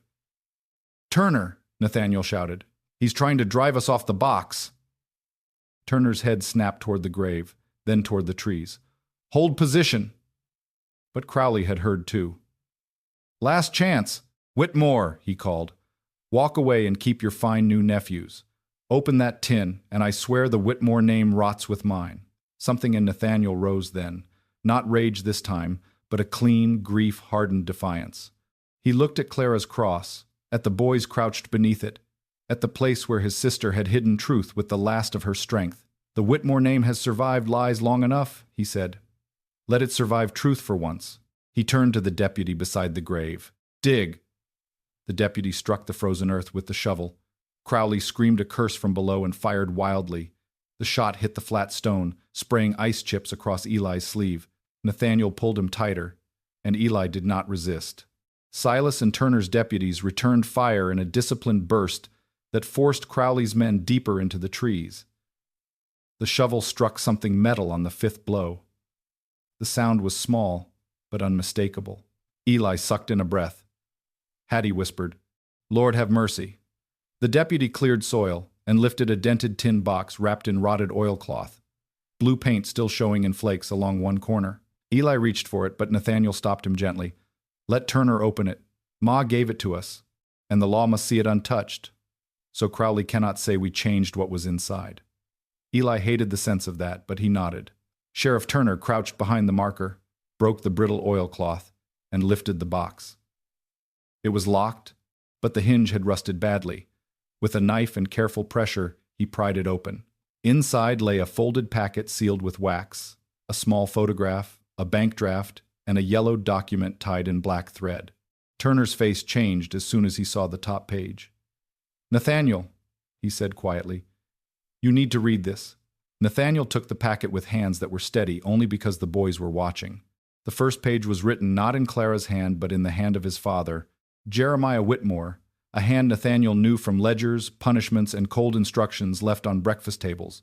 The words were dated 21 years earlier. To Amos Crowley, concerning the matter of Daniel Bennett. Nathaniel's stomach turned. He read on. By the third line, the world narrowed. By the sixth, he understood why Crowley had risked jail, bullets, and the grave. Jeremiah Whitmore had hired Amos Crowley to ruin Daniel Bennett before Clara could marry him. Crowley had been paid to invent gambling debts, spread false rumors, threaten employers, and ensure no respectable bank would lend Daniel $1. When Clara ran anyway, Jeremiah had paid Crowley again to follow them, not to bring Clara home, but to make certain she never returned with a child and a claim on Whitmore mercy. There was more. A receipt. A second letter. A confession written by Clara, explaining how she discovered the arrangement years later when Crowley came drunk and boasting after Daniel's death, telling her that her suffering had begun as a rich man's punishment and continued as a poor man's opportunity. Nathaniel could barely breathe. Eli watched his face with growing dread. "What is it?" Nathaniel tried to speak. No sound came. Crowley's voice rose from the tree line, wild and furious. "Read it aloud, Whitmore. Let the boys hear. Tell them your father bought their misery before I ever sold it." Eli stared at Nathaniel. "Is that true?" Nathaniel looked down at the paper. His whole life seemed to stand behind him. The cold father he had feared and obeyed, the proud family name he had protected, the land he had expanded, the silence he had mistaken for strength. He could lie now. He could soften it. He could say this was old sin, not his sin. But Eli had asked him the question as if standing on the edge of a bridge, and Nathaniel knew the next words would decide whether the boy ever crossed toward him again. "Yes," he said, voice raw. "It appears to be true." Hattie closed her eyes. Sam began crying harder, not understanding the papers but understanding the sound of something breaking. Eli pulled away from Nathaniel's hand. The motion hurt more than any bullet could have. "Your father did this?" "Yes." "And you didn't know?" Nathaniel answered slowly. "I did not know. But I lived in the house built by the man who did. I carried his name. I benefited from the pride that cast your mother out." Eli's face twisted. "Ma was poor because of him." Nathaniel looked at Clara's grave. "Partly, perhaps much of it. Pa died owing nothing?"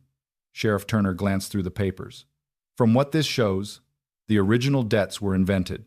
Later claims were built on lies." Eli turned away, breathing hard. "All this time," he whispered. All this time she thought she had done something wrong. Nathaniel stepped toward him. then stopped when Eli stiffened. Eli.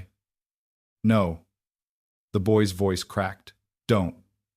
Crowley laughed from below, triumphant despite the guns trained on him. There it is. Truth heavy enough to sink a liar. Tell me, boy, does the Whitmore fire feel as warm now?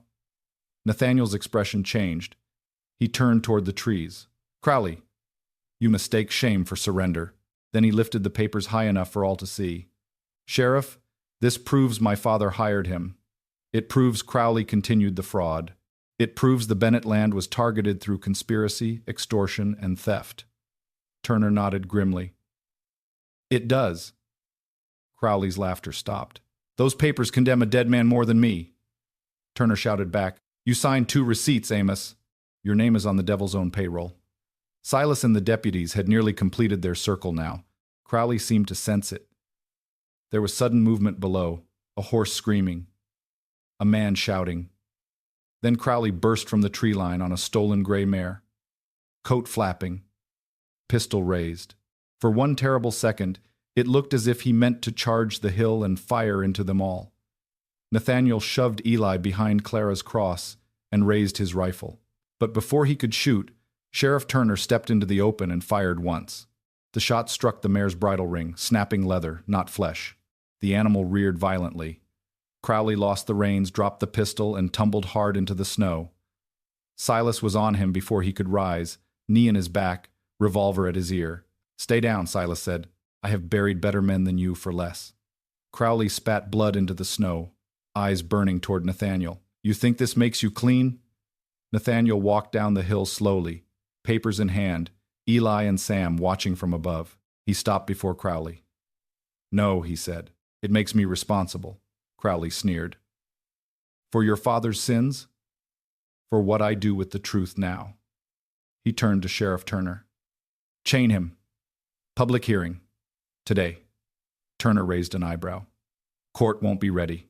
Nathaniel looked back toward the hill, where Clara's son stood beside her grave, the wind tugging at their borrowed coats. Then make it ready. The whole town heard rumors from Crowley for years. Today they hear Clara. By mid-afternoon, the church in town was fuller than it had been on Easter. Word traveled fast across winter roads. When the words involved Amos Crowley in chains, Nathaniel Whitmore pale with papers in his hand, and 2 poor boys who might be heirs to more than a ruined cabin. Farmers came. Widows came. Ranch hands came. The banker came with nervous eyes. Judge Whitcomb arrived wrapped in a wool coat, old but sharp enough to silence the room with a tap of his cane. Crowley sat between 2 deputies at the front, wrists chained, cheek bruised from his fall, but still smiling like a man waiting for a final card. Eli and Sam sat beside Hattie in the second pew. Nathaniel stood alone at first. Then, after a long moment, Eli rose and walked to stand beside him. Not close, not touching, but beside him. It was not forgiveness. It was something braver for that moment, the refusal to let Crowley own the space between them. Judge Whitcomb cleared his throat. This is an emergency evidentiary hearing concerning accusations of fraud, attempted kidnapping, assault, unlawful confinement, and conspiracy regarding the Bennett estate and the Whitmore family. He looked at Crowley. Mr. Crowley, I advise silence unless spoken to. Crowley leaned back. I have always admired advice, Your Honor, especially from men who know it, cannot force obedience. The judge's eyes narrowed. Deputy, gag him if admiration becomes excessive. A murmur ran through the church.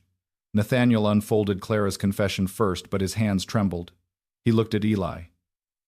Eli's face was pale, but he gave one small nod. Nathaniel read aloud. He read Clara's words into the church where people had once pitied her, doubted her, ignored her, or bought cheap cloth from her hands without asking whether she had eaten. He read how Crowley used invented debts to strip her household. He read how she discovered Jeremiah Whitmore's payments. He read how she buried the documents because she feared Crowley would kill her sons if he found them. He read her final line, If my brother ever learns the truth, tell him I was angry, but I loved him longer than I was angry. Nathaniel's voice failed there. The room was utterly still. Eli stared at the floor, tears falling silently now. Sam pressed into Hattie's side. Even Judge Whitcomb removed his spectacles and wiped them slowly. Then Turner presented the receipts, the deed, the ledger, and the stolen letters found in Crowley's strongbox. One by one, the neat machinery of Crowley's lies came apart. A widow in the third pew stood suddenly and said Crowley had taken her pasture the same way. Then a farmer stood. Then another. Then a Mexican laborer named Tomas Alvarez rose from the back and said Crowley had forced him to sign a paper he could not read after threatening his daughter. The church became not a hearing, but an opening floodgate. Every voice made Crowley smaller. Every testimony drew another nail through the coffin of his power. At last, Judge Whitcomb raised his cane for silence. "Mr. Crowley," he said coldly, "you will be held without bond pending formal trial. The Bennett deed is recognized as valid unless overturned by evidence stronger than fraud, and given what I have heard, any man attempting to seize that land will answer to this court." Crowley's smile had vanished, but his eyes still glittered. "And Jeremiah Whitmore," he said, "will you dig him up too?" Nathaniel stepped forward before the judge could speak. "No need," he said. "I will answer publicly for what his name did privately." The church turned toward him. Eli looked up. Nathaniel drew a breath that seemed to pass through all 20 years of his life. "Clara Whitmore Bennett was my sister. She was wronged by our father, wronged by Amos Crowley, and wronged by my silence. I did not know the full truth, but I knew enough to search longer than I did. I had wealth and she had need. I had a house and her sons had a barn.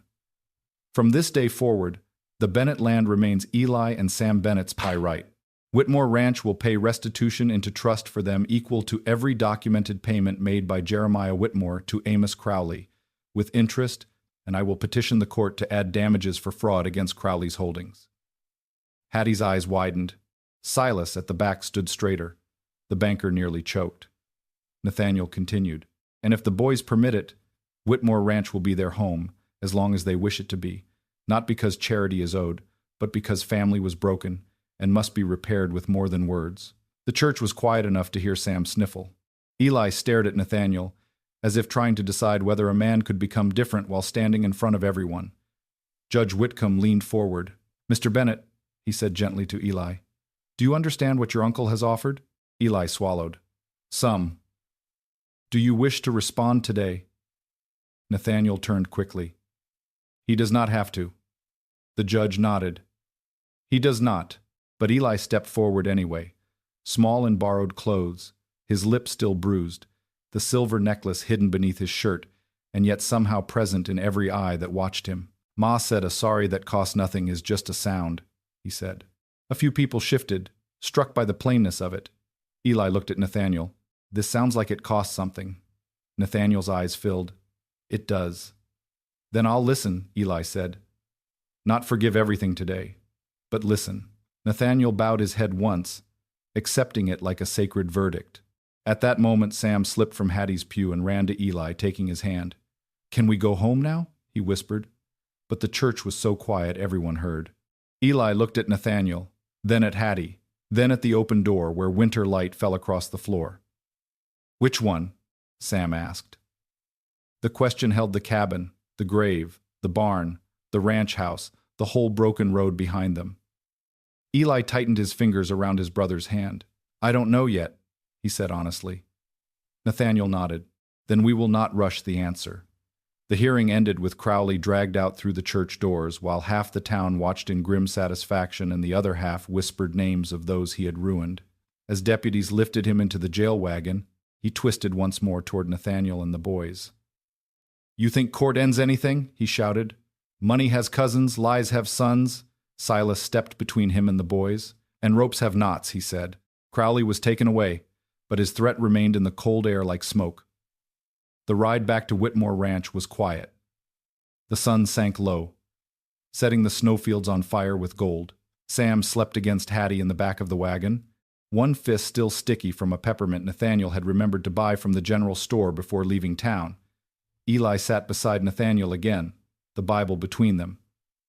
For a long time, neither spoke. Then Eli said, "Ma loved you longer than she was angry." Nathaniel gripped the reins. "I do not deserve that." "She didn't say people deserve love. She just gave it." Nathaniel looked at him. "You sound like her." Eli looked out across the fields. Sometimes I'm afraid I'll forget her voice. Nathaniel reached into his coat and drew out the folded letters. Then we will read it back into the world whenever you need. Eli touched the ribbon around them. We? If you allow me. The boy did not answer immediately. The wagon rolled on. A hawk circled above the white pasture. Finally, Eli said, Uncle Nathaniel? Yes? When we get back, can we put Ma's letters somewhere? Crowley can't ever touch them. Nathaniel swallowed. Yes. And can Sam still have pancakes tomorrow? Yes. Eli nodded as if those two promises carried equal legal weight. Then I'll listen some more. By the time Whitmore Ranch came into view, lamps glowing warm in the windows, Nathaniel felt something like hope and feared it because hope was fragile, and fragile things had suffered badly in his family. Yet as the wagon passed beneath the white horse brand burned into the gate, Sam woke just enough to murmur, Home? No one answered at first. Then Hattie, voice thick with tears, said, For tonight, yes. Nathaniel looked at Eli. Eli looked at the ranch house, then down at the Bible, then at his sleeping brother. He did not smile, but he did not look toward the road either. That night, they placed Clara's letters in the iron safe behind Nathaniel's study, not as buried secrets, but as honored truth. Eli turned the key himself. Sam placed the peppermint wrapper beside the letters, because he said Ma would want proof that Nathaniel had kept his promise. Hattie did not remove it. Later, after the boys slept, Nathaniel stood alone on the porch beneath a sky full of hard winter stars. Silas joined him, pipe unlit between his teeth. Crowley's locked tighter this time, the foreman said. Turner put 2 men on him. Nathaniel nodded. He said lies have sons. Silas glanced at him. Men like Crowley always want you fearing the next shadow. And yet sometimes the next shadow carries a gun. Nathaniel looked toward the upstairs window where Clara's son slept under his roof. Then we keep lamps burning. Far down the road, beyond the reach of those lamps, a rider watched Whitmore Ranch from a ridge of black trees. He had not joined Crowley at the cemetery. He had not testified in church. He had waited, as men paid to wait often do. In his pocket was a telegram already written but not yet sent, addressed to a powerful railroad investor in Denver who had paid Amos Crowley for first claim on the Bennett water rights. The rider read the ranch lights one by one, then turned his horse toward town. Crowley had fallen, but the fortune beneath Clara Bennett's poor acres had just drawn the attention of men far richer, colder, and harder to shame than Amos Crowley, and before the Whitmore household could learn how to be a family, the outside world would come to decide whether 2 orphan boys had any right to keep the land their mother died protecting. The morning after Amos Crowley's public ruin should have felt like the first honest morning Whitmore Ranch had seen in years, but peace did not come riding up the road simply because truth had finally found a voice. It came slowly, if it came at all. And that morning it seemed to lose its way somewhere beyond the white horse brand at the gate. Snow still covered the pastures, though the sun had begun to soften the crust along the fence lines, and thin streams of meltwater ran through wagon ruts like silver threads. Inside the ranch house, Hattie made biscuits before dawn because she had always believed grief behaved better when fed, and Sam sat at the kitchen table with flour on his nose, watching her hands press dough as if the whole world depended on the rising of bread. Eli stood near the back door, coat on, Bible under one arm, eyes fixed on the eastern hills. He had slept, but not deeply. No one in that house had slept deeply. Nathaniel Whitmore came in from the yard after checking the guards at both gates and found the boys exactly as he had left them in his thoughts. Sam trying to become a child again, one bite at a time, Eli trying to remain a man because childhood still felt like a trap. Sheriff Turner sent word, Nathaniel said, hanging his hat by the door. Eli turned quickly. Crowley? Still locked. 2 deputies on him. Judge Whitcomb is preparing formal charges. Hattie snorted. May the paperwork be heavy enough to break his pride. Sam looked up. Will Mr. Crowley go away forever? Nathaniel crossed to the table and crouched beside him. I do not know forever, Sam. But he will not come through this door today. Sam seemed to consider whether today was enough. Then he nodded and took another biscuit. Eli did not sit. What about the man on the ridge? Nathaniel went still. Hattie's hands paused over the dough. What man? Nathaniel asked. Eli's jaw tightened, as if he regretted speaking but would not take it back. Last night, after we put Ma's letters in the safe, I looked out before bed. There was a rider up on the black ridge west of the road. He stayed there a long time, then rode toward town. Nathaniel looked at Hattie. Why didn't you wake me? Eli's face closed at once. Because you were standing on the porch with Mr. Silas saying we should keep lamps burning. I thought you saw him. Nathaniel felt a coldness move through him that had nothing to do with winter. I did not. Sam's biscuit stopped halfway to his mouth. Was he Crowley's friend? Hattie placed a hand on his shoulder. Eat, little bird. Nathaniel went to the window. The ridge beyond the pasture stood black and bare against the morning. A man posted there would see the house, the road, the south gate, and every lamp in the windows. Not a neighbor, not a passing traveler, a watcher. Silas Reed entered through the mudroom a moment later, carrying a folded slip of paper from the telegraph office, the kind of message that smelled of town dust and bad news before anyone opened it. Ryder came from Abilene, he said. Telegraph for you, boss, marked urgent. Nathaniel broke the seal. He read it once, and the muscles in his face hardened. He read it again more slowly. Eli watched every line of him. What is it? The boy asked. Nathaniel folded the telegram carefully, buying a moment he did not have. A man named Cyrus Blackwell is arriving in town by noon. Hattie's eyes narrowed. Blackwell of the Denver Rail Syndicate? Silas gave a low whistle. That one buys towns when buying men takes too long. Eli looked between them. What does he want? Nathaniel set the telegram on the table. He claims his company holds a prior purchase agreement for the Bennett water rights. But Ma never sold them, Eli said quickly. The deed says they're ours. Yes, Nathaniel said, and that is why he is coming in person. Eli's face went pale with anger. Crowley sold what wasn't his, most likely promised it, Nathaniel said. A promise made by a thief is still bait for men who believe money can turn theft into law. Sam looked confused. Can he take Ma's land? Hattie answered before Nathaniel could soften it. Not if honest people stand up before dishonest ones sit down. Nathaniel looked at Eli. But he may try. The boy's hand slid beneath his shirt to touch the necklace. Then we go to town. No, Nathaniel said too fast. Eli's eyes sharpened. Nathaniel caught himself, breathed once, and tried again. Not because you are being hidden, because men like Blackwell know how to turn a child's grief into a weapon in public. You faced enough yesterday. Eli's mouth tightened. You said not to let Crowley choose the ground alone. Blackwell is not Crowley. That's what scares you. The words were too accurate. Nathaniel did not deny them. Yes. Eli stepped closer to the table, small and thin in borrowed clothes, but carrying the fury of every mile he and Sam had walked. If he comes for our land, I want to hear him say it. Nathaniel looked at Hattie, who said nothing, which meant she had already chosen the boy's side, while still preparing to blame Nathaniel if things went poorly. Silas leaned against the doorframe. Crowds will gather, he said. Railroad money makes men's ears grow. Nathaniel knew it was true. A railroad spur could change the county. It could raise cattle prices, bring merchants, jobs, faster mail, easier freight. Good men might look at two orphan boys' water rights and see not theft but progress. That was how men like Blackwell won. Not by looking cruel, but by making cruelty sound practical. All right, Nathaniel said at last. We go together, but we speak carefully. Eli nodded once. Sam slid from his chair. Do I have to go? Hattie wiped his face with a corner of her apron. No, you get to stay with me. Sam looked at Eli. Are you coming back? Eli's expression softened. Before supper. Sam glanced at Nathaniel. Do promises before supper count bigger? Nathaniel crouched again. They count very big. Then bring peppermint again. For the first time that morning, Nathaniel smiled faintly. I will.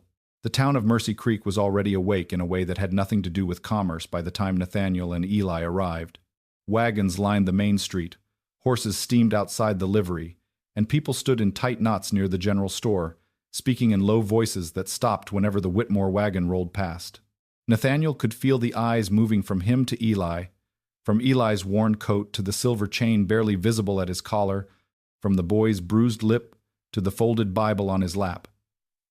Yesterday, many of these people had wept while Clara's letters were read in the church. Today, some looked away. Sympathy was warm when it cost nothing. Land was another matter. Sheriff Turner waited outside his office with Judge Whitcomb beside him, the old judge leaning on his cane. Blackwell's train arrived early, Turner said without greeting. He's in the hotel parlor with 2 lawyers, 1 surveyor, and half the town council pretending they only came for coffee. Nathaniel tied the team and helped Eli down, though the boy stiffened at the assistance, then accepted it because the street was slick. Judge Whitcomb studied Eli kindly. "You are not required to attend this, son." Eli lifted his chin. "Yes, sir, I am." The judge glanced at Nathaniel, and something like approval crossed his face. "Then attend with your ears open and your temper bridled. Both are useful, in court and in life." Eli nodded solemnly. Inside the hotel parlor, the air smelled of tobacco, wet wool, and ambition. Cyrus Blackwell stood near the fireplace with his back to the room, one hand resting on the mantel as if he already owned the building. He was tall, narrow, clean-shaven except for a sharp gray mustache, dressed in a dark traveling suit that looked too smooth for a muddy county town. He turned when Nathaniel entered, and the room seemed to arrange itself around him. Not because he shouted, because he did not need to. Men like Crowley filled silence with threats. Men like Blackwell made silence work for them. "Mr. Whitmore," he said, extending a gloved hand. Nathaniel did not take it. "Mr. Blackwell." Blackwell's eyes moved to Eli, not with pity, not even curiosity, but appraisal. "And this must be one of Mrs. Bennett's sons." Eli's fingers tightened around the Bible. "My name is Eli Bennett." Blackwell inclined his head. "Of course." He gestured toward a chair. "Please, sit. We are all distressed by what has occurred." Sheriff Turner remained standing by the door. Some more distressed than others. Blackwell smiled politely, as if the sheriff were a barking dog beyond a good fence. "Lawmen often mistake directness for guilt. I respect the impulse, if not the accuracy." Nathaniel placed himself between Blackwell and Eli without making it too obvious.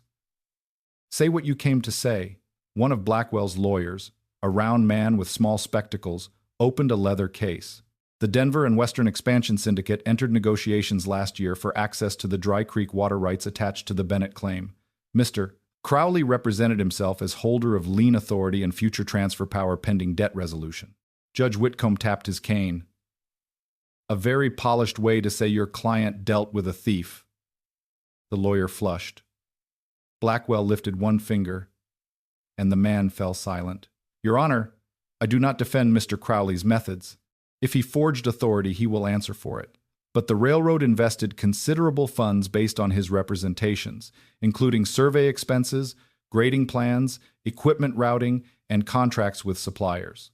A county cannot invite progress to its door, then slam that door because a widow's paperwork proves inconvenient." Eli flinched at the phrase. Nathaniel's voice cut cold across the room. "Careful how you speak of Clara Bennett." Blackwell turned to him. "I speak of paper. You speak of ghosts. That difference is precisely why this matter must be handled rationally." A town councilman near the window cleared his throat. "Nathaniel, nobody wants to wrong the boys, but the spur line would help every rancher in the county. You know what freight costs us now." Another man nodded. "A depot means jobs. A rail spur means buyers from farther east. Schoolhouse could get books before they're 10 years out of date." The words came one after another, not cruel, not entirely false, and therefore more dangerous. Eli looked around the room, realizing for the first time that a town could pity him and still wish him out of the way. Blackwell watched the boy understand it, and Nathaniel saw a faint satisfaction in his eyes. "No one proposes stealing from children," Blackwell said. "On the contrary, I am prepared to offer a generous settlement. $5,000 placed in trust for the Bennett brothers, plus relocation to a proper school in Abilene, supervised by a court-approved guardian. Their present guardian situation, if one can call it that, is complicated by Mr. Proofed guardian, Whitmore's obvious conflict of interest." Eli turned sharply. "What conflict?" Blackwell's gaze stayed gentle in the way a knife can shine gently. "Your uncle's family helped create your hardship. His ranch borders the land in question. He now offers restitution, shelter, and advice.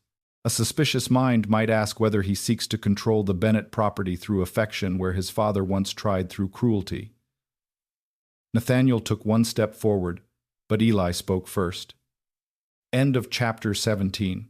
"My uncle didn't ask for our land." Blackwell nodded with theatrical sympathy. "Perhaps not aloud, The words struck Eli harder than any insult.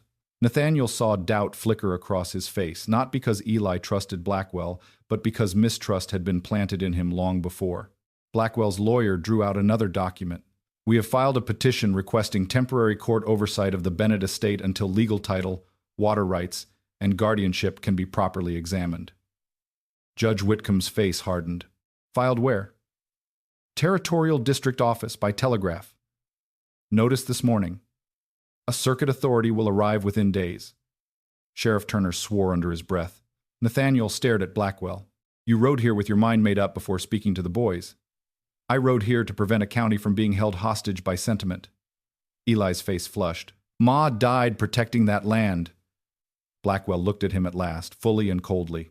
Young man, mothers often die protecting things their children would be wiser to sell. The room went still. Nathaniel's hand closed into a fist. Eli stepped out from behind him. I know she left you with a disputed claim instead of a future. She left us the truth. Truth is noble, Blackwell said. Rail lines are built with iron. Eli swallowed hard. Then maybe iron isn't worth as much as men say. A few people in the room shifted. Sheriff Turner's mouth twitched with pride. Blackwell's eyes narrowed almost imperceptibly. Charming. But charm does not alter law. Nathaniel looked at Judge Whitcomb. Can they take the boys? Eli turned so fast the Bible nearly slipped from his arm. The judge's silence lasted too long. Not today, Whitcomb said at last. But a district petition complicates things. If an outside authority believes the estate is under pressure, the boys may be placed under temporary supervision until review. County home? Eli whispered. Nathaniel turned to him. No. Blackwell's lawyer said. A respectable boarding arrangement. Eli's face went white. Nathaniel's voice dropped. No. Blackwell stepped closer. Mr. Whitmore, a man in your position should understand negotiation. $5,000 is no small sum for boys who had nothing last week. Nathaniel's reply was quiet enough that everyone leaned to hear it. Last week they had a mother's name, a father's Bible, and land bought honestly. That is not nothing. Blackwell's face hardened for the first time. Do not turn this county against its own prosperity. Do not ask me to trade children for track. The room broke into murmurs. Judge Whitcomb struck his cane once. Enough. No agreement will be signed in a hotel parlor. The Bennett deed stands until a proper court rules otherwise.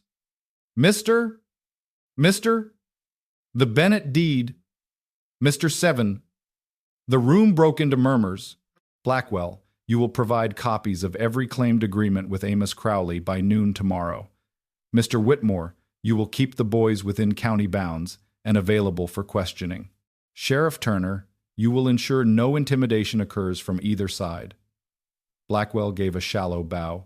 Naturally, but as Nathaniel guided Eli toward the door, Blackwell spoke once more. Mr. Bennett. Eli stopped despite himself. Ask yourself why your uncle wants you at Whitmore Ranch and not on your own land. Men who feel guilty often become generous with rooms while keeping keys in their own pockets. Eli said nothing, but the words followed him into the street. Nathaniel felt them walking between them all the way to the wagon. They rode out of town without the peppermint. Nathaniel remembered only when they were halfway home, and the failure felt foolishly enormous. Eli had not spoken since the hotel. Snowmelt splashed under the wheels. The Bible sat closed on his lap. Finally, Nathaniel said, Blackwell lies differently than Crowley. Eli kept his eyes on the road. Some of what he said wasn't a lie. Nathaniel took the blow, without flinching. Which part? Your father hurt us. Yes. You didn't look hard enough for Ma. Yes. We're staying in your house. Yes. Eli turned then. And our land is next to yours. Nathaniel nodded. Yes. So how do I know? There it was. Not accusation. Worse. A real question. Nathaniel pulled the wagon to the side of the road, where a line of cottonwoods stood dripping thawed snow. He set the brake and looked at the boy fully. You may not know today. Eli's eyes flashed. That's your answer? It is the honest one. Trust cannot be demanded just because a man is wounded by not receiving it. Eli looked down at the Bible. Ma trusted Pa. And that trust was earned by how he lived beside her. Nathaniel removed his gloves slowly. If you fear I want your land, then we will put protections in writing. Judge Whitcomb can draw papers stating Whitmore Ranch has no claim to Bennett land or water rights. I will not buy it, lease it, fence it, graze it, borrow against it, or speak for it without your consent and the court's approval. We can appoint Sheriff Turner or Judge Whitcomb as trustee with Hattie as witness. Whatever makes the key belong less to me. Eli stared at him, surprised. You do that? Yes. Even if it means the railroad can bargain with someone else? Yes. Even if I say no to everything? Nathaniel's throat tightened. Even then. Eli looked away fast, and Nathaniel understood that the boy's anger had been braced for a wall. Instead, it had met an open gate, and that was almost harder. I don't know what Ma would want, Eli whispered. She would want you safe, Nathaniel said. After that, I think she would want you free enough to choose without fear. Eli rubbed his sleeve across his eyes angrily. I hate choosing. Most grown men do too, they just hide it under louder voices. Eli gave a broken little breath that might have become a laugh in another life. They rode home slowly, and this time Nathaniel stopped at the general store on the way back, bought peppermint, licorice, a slate for Sam, and a pencil for Eli, not because sweets could mend legal threats, but because promises before supper counted very big. When they returned, Sam ran into the yard before Hattie could stop him, boots unlaced, hair sticking up, face bright with relief. You came back, he shouted, as though every return still surprised him. Eli jumped down and caught him before he slipped. Told you. Sam looked past him to Nathaniel. Peppermint? Nathaniel handed him the striped paper packet. Sam hugged it to his chest, then frowned. You look sad. Nathaniel glanced at Eli. Town had heavy talk. Sam opened the packet and gave him one peppermint. For heavy talk. Hattie stood on the porch pretending not to cry and failing badly. That evening after supper, Nathaniel did exactly what he had promised. Judge Whitcomb was sent for, along with Sheriff Turner, Silas, Hattie, and the banker who arrived nervous enough to remove his hat 3 times before sitting. In Nathaniel's study, beneath the portrait of Jeremiah Whitmore that Nathaniel had not yet found the courage to take down, papers were drafted by lamplight. Eli sat at the desk, pencil in hand, watching every word. The document declared that Eli and Sam Bennett were rightful heirs of the Bennett claim, that Whitmore Ranch waived any claim, present or future, to the land, water, timber, mineral, or rail value attached to it, that any support offered by Nathaniel Whitmore was familial shelter, not payment, purchase, guardianship pressure, or implied control, that no sale, lease, transfer, or easement could occur until Eli reached legal age unless approved by court review with independent trustees acting solely for the boy's benefit. Judge Whitcomb read each line aloud. Hattie insisted on adding that the boys could keep their mother's letters wherever they pleased. The judge said that was not customary legal language. Hattie said neither was stealing children at gunpoint, yet here they were. The judge added a separate note in the margin, smiling, despite himself. When the paper was ready, Nathaniel signed first. Then the banker witnessed. Then Hattie. Then Sheriff Turner. Eli held the pencil for a long moment. Can I sign for Sam? As elder brother, you may mark acknowledgement, the judge said. Eli wrote his name slowly, each letter careful. Eli Bennett. Then, beneath it, he printed Samuel Bennett in smaller letters. Nathaniel watched the names appear on the page and felt, strangely, not that he had given something away, but that something poisoned had finally been taken out of his hands. Eli set the pencil down. Now Blackwell can't say you're keeping keys. Nathaniel folded the document. He may still say it, but now the truth can answer. Eli looked toward the portrait above the mantel. Jeremiah Whitmore stared down in painted severity, gray eyes cold, jaw clenched, one hand resting on a cane like a weapon. Why do you keep him there? Eli asked. Everyone in the room fell silent. Nathaniel looked up at his father's face. The portrait had hung in that study since the funeral. For years, Nathaniel had passed beneath it, as though passing beneath judgment. Habit, he said. Eli's voice was quiet. Ma said habit is just a chain you forgot you're wearing, Hattie whispered. That girl had a saying for everything. Nathaniel stepped to the wall. He lifted the portrait from its hook. Dust marked the wallpaper behind it in a perfect rectangle.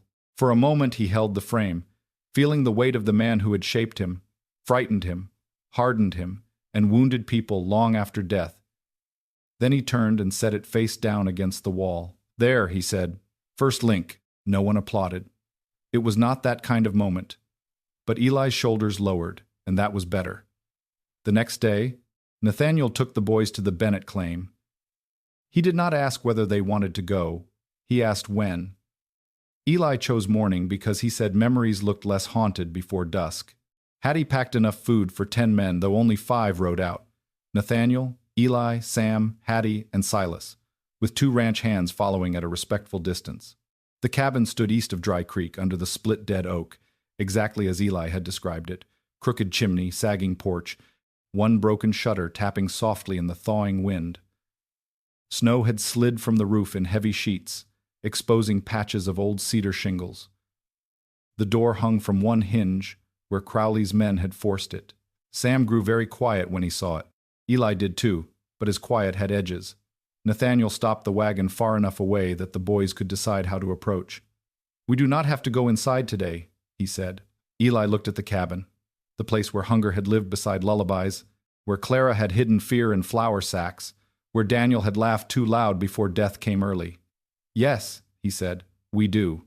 Inside, the cabin smelled of cold ash, dust, mouse droppings, and old sorrow. A table stood on 3 good legs and 1 box. A cracked cup sat near the window. The stove was gone, taken by Crowley, leaving only a black square on the floor. Sam went straight to the corner where a bed should have been and stood staring at the empty space. "It looks smaller," he whispered. Eli touched the wall near the hearth.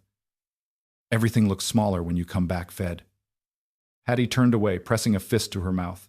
Nathaniel walked through the room without touching anything. This had been Clara's home. Poor, yes. Broken, yes. But not empty. He saw signs everywhere. A line scratched into the doorframe where the boys' heights had been marked. A bit of blue ribbon caught beneath a nail. A shelf Daniel must have built unevenly with loving hands. The faint outline of where Clara had hung something over the table. "What was here?" Nathaniel asked. Eli looked. Ma's calendar. Not a real one. Just paper with Sundays marked so she knew when to wash our church shirts. Sam picked up a small wooden horse from beneath the table, 1 leg missing. His face changed. "Pa made this." Eli turned sharply. "I thought Crowley took it." Sam held it to his chest. "It hid." Nathaniel stepped outside because his grief needed air. Silas joined him on the porch, looking over the land. Dry Creek ran shallow beyond the cottonwoods, glittering through ice. The ground rolled gently toward the rail survey stakes visible near the far ridge. "Not much to look at if you don't know water," Silas said. Nathaniel followed his gaze. "But if you do? That creek may be the only reliable fill point for 20 miles of track." Nathaniel nodded. "Blackwell won't walk away." "No, then we make the land harder to steal than to respect." Silas squinted at him. "Meaning?" Nathaniel looked back into the cabin, where Eli was showing Sam the height marks on the doorframe, both boys standing in the ruins of what had been taken from them. "Meaning we repair it." Silas raised an eyebrow. "The cabin?" "The cabin, the fence, the well, the deed record, the court claim, the boys standing in this county. All of it. Men take abandoned places easier than loved ones." By afternoon, Whitmore hands were hauling lumber from the ranch, replacing the broken door, clearing the chimney, patching the roof, and installing a small iron stove Hattie had bullied out of storage. Eli worked harder than anyone expected, sanding the doorframe carefully so the height marks were preserved. Nathaniel let him give instructions where the old shelf should stay, and where the bed had once stood. Sam collected nails in a tin cup and declared himself foreman, until Silas told him foreman did not eat all the dried apples meant for workers. Hattie swept with the violence of a woman striking back at history. As the sun lowered, the cabin no longer looked healed, but it looked claimed. That mattered. Nathaniel found Eli outside by the creek, throwing thin ice pieces into the current. "We can keep it?" Eli asked without turning. "Yes, even if we live at the ranch?" "Yes. Even if I don't know where home is?" Nathaniel stood beside him. "A boy may have more than one place that keeps his name." Eli thought about that. Blackwell wants the water. Yes. What if the railroad really helps the town? Nathaniel did not answer quickly. Eli looked up. I don't want to be selfish. Selfish is taking from children and calling it progress. Choosing carefully is not selfish. Ma would have helped the town. Maybe, but she would not have let the town trample you to do it. Eli threw another shard of ice. If they asked fair, would we have to listen? Nathaniel looked at him, surprised by the question's maturity and saddened by the need for it. Yes, he said. Listening is not surrender.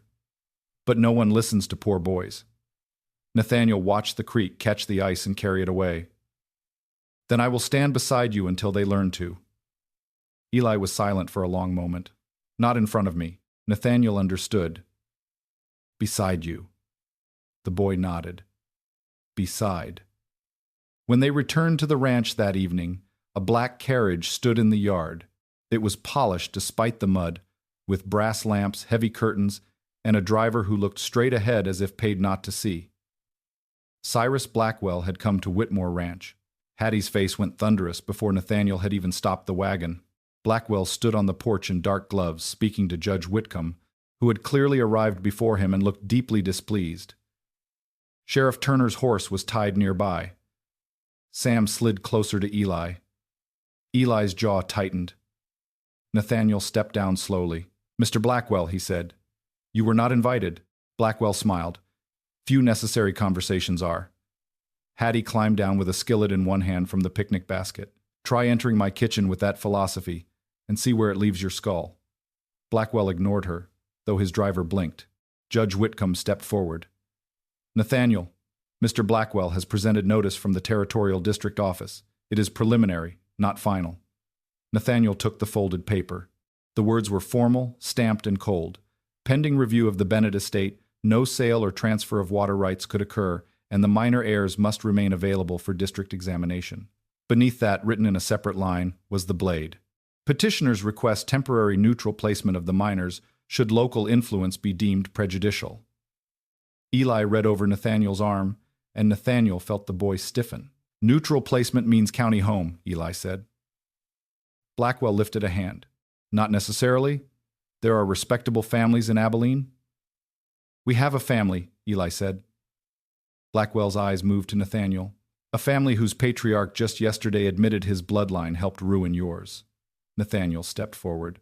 Speak to me, not him. This concerns him. Then speak with respect. For a moment, the yard felt as dangerous as the cemetery hill. Ranch hands had stopped work and gathered near the barn. Silas stood beside them, face unreadable. Sheriff Turner's hand rested near his belt. Blackwell seemed to enjoy the tension. Very well, he said, turning to Eli. Young Mr. Bennett, I offer you a choice. No one else here seems willing to give plainly. Sell the water rights now for a sum that will educate you and your brother for life, or cling to a poor cabin because grief has dressed it up as loyalty. The railroad will come through this county with or without your blessing. If it must route elsewhere, this town will blame you. If court takes control, strangers will decide anyway. I am the only man offering money before force. Eli's face went pale, but he did not step back. That sounds like force wearing a clean coat. Hattie whispered, Bless that boy. Blackwell's smile thinned. Pride is expensive. Eli's voice shook. So is stealing. Nathaniel placed a hand near Eli's shoulder but did not touch him, remembering beside, not in front. Judge Whitcomb cleared his throat. Mr. Blackwell, I have reviewed the protective covenant Mr. Whitmore signed last night. It weakens your claim of undue influence. Blackwell's eyes flickered. A convenient document. A witnessed one, Turner said, by me. Blackwell looked toward the sheriff. Lawmen in small counties often become sentimental. Turner smiled without warmth. Railmen in big coats often become prisoners when they trespass. Blackwell's jaw tightened. I came to speak peacefully, but understand me clearly. The Denver and Western Syndicate has investors, attorneys, survey rights, and territorial relationships far beyond Mercy Creek.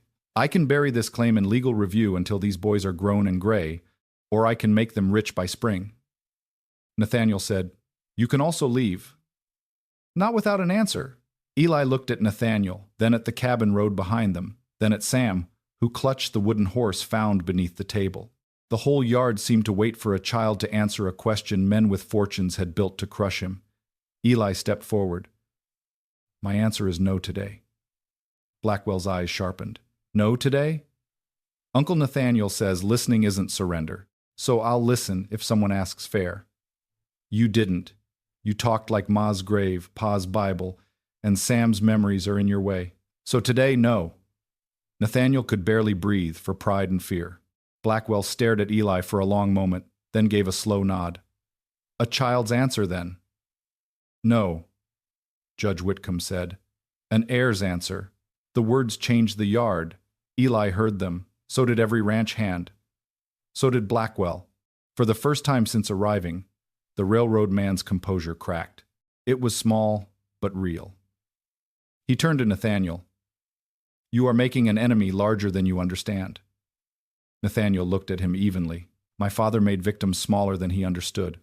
I will risk the difference. Blackwell pulled on his gloves. The district authority arrives in 3 days. Keep the boys polished for inspection. He stepped into the carriage, but before the driver snapped the reins, he leaned out once more. And Mr. Bennett, he called to Eli, ask your uncle why he has not offered adoption if he truly means family. The carriage rolled out before anyone answered. The question remained behind, striking the yard harder than Blackwell's threats. Sam looked up. What is adoption? Eli did not look at Nathaniel. Nathaniel closed his eyes briefly. Hattie muttered something unladylike under her breath. Judge Whitcomb tapped his cane once. Irritated. That man throws hooks even when leaving. Sheriff Turner nodded. And that one caught. Eli turned slowly. Why haven't you? Nathaniel looked at him. The yard was too public for the answer. But the boy had been made public by men too many times already, because adoption is not a rope I throw around frightened boys to prove a point. Eli's expression trembled between hurt and confusion. But you said family? I mean family. I also mean choice. You and Sam lost too many choices. I will not steal another by asking too soon. Sam frowned. Would adoption mean we stay? Hattie knelt beside him. It can mean that. Would it mean Ma stops being Ma? Eli's head snapped toward her. The question revealed the fear Blackwell had aimed for exactly. Hattie's face softened. No, sweetheart. No paper on earth can stop your Ma being your Ma. Nathaniel crouched in the snow before both boys. If that day ever comes, it will be because you ask, or because we decide together after time has made the question kinder. Not because Blackwell mocked us. Not because court scares us. Not because I need to prove I love Clara by putting my name over yours.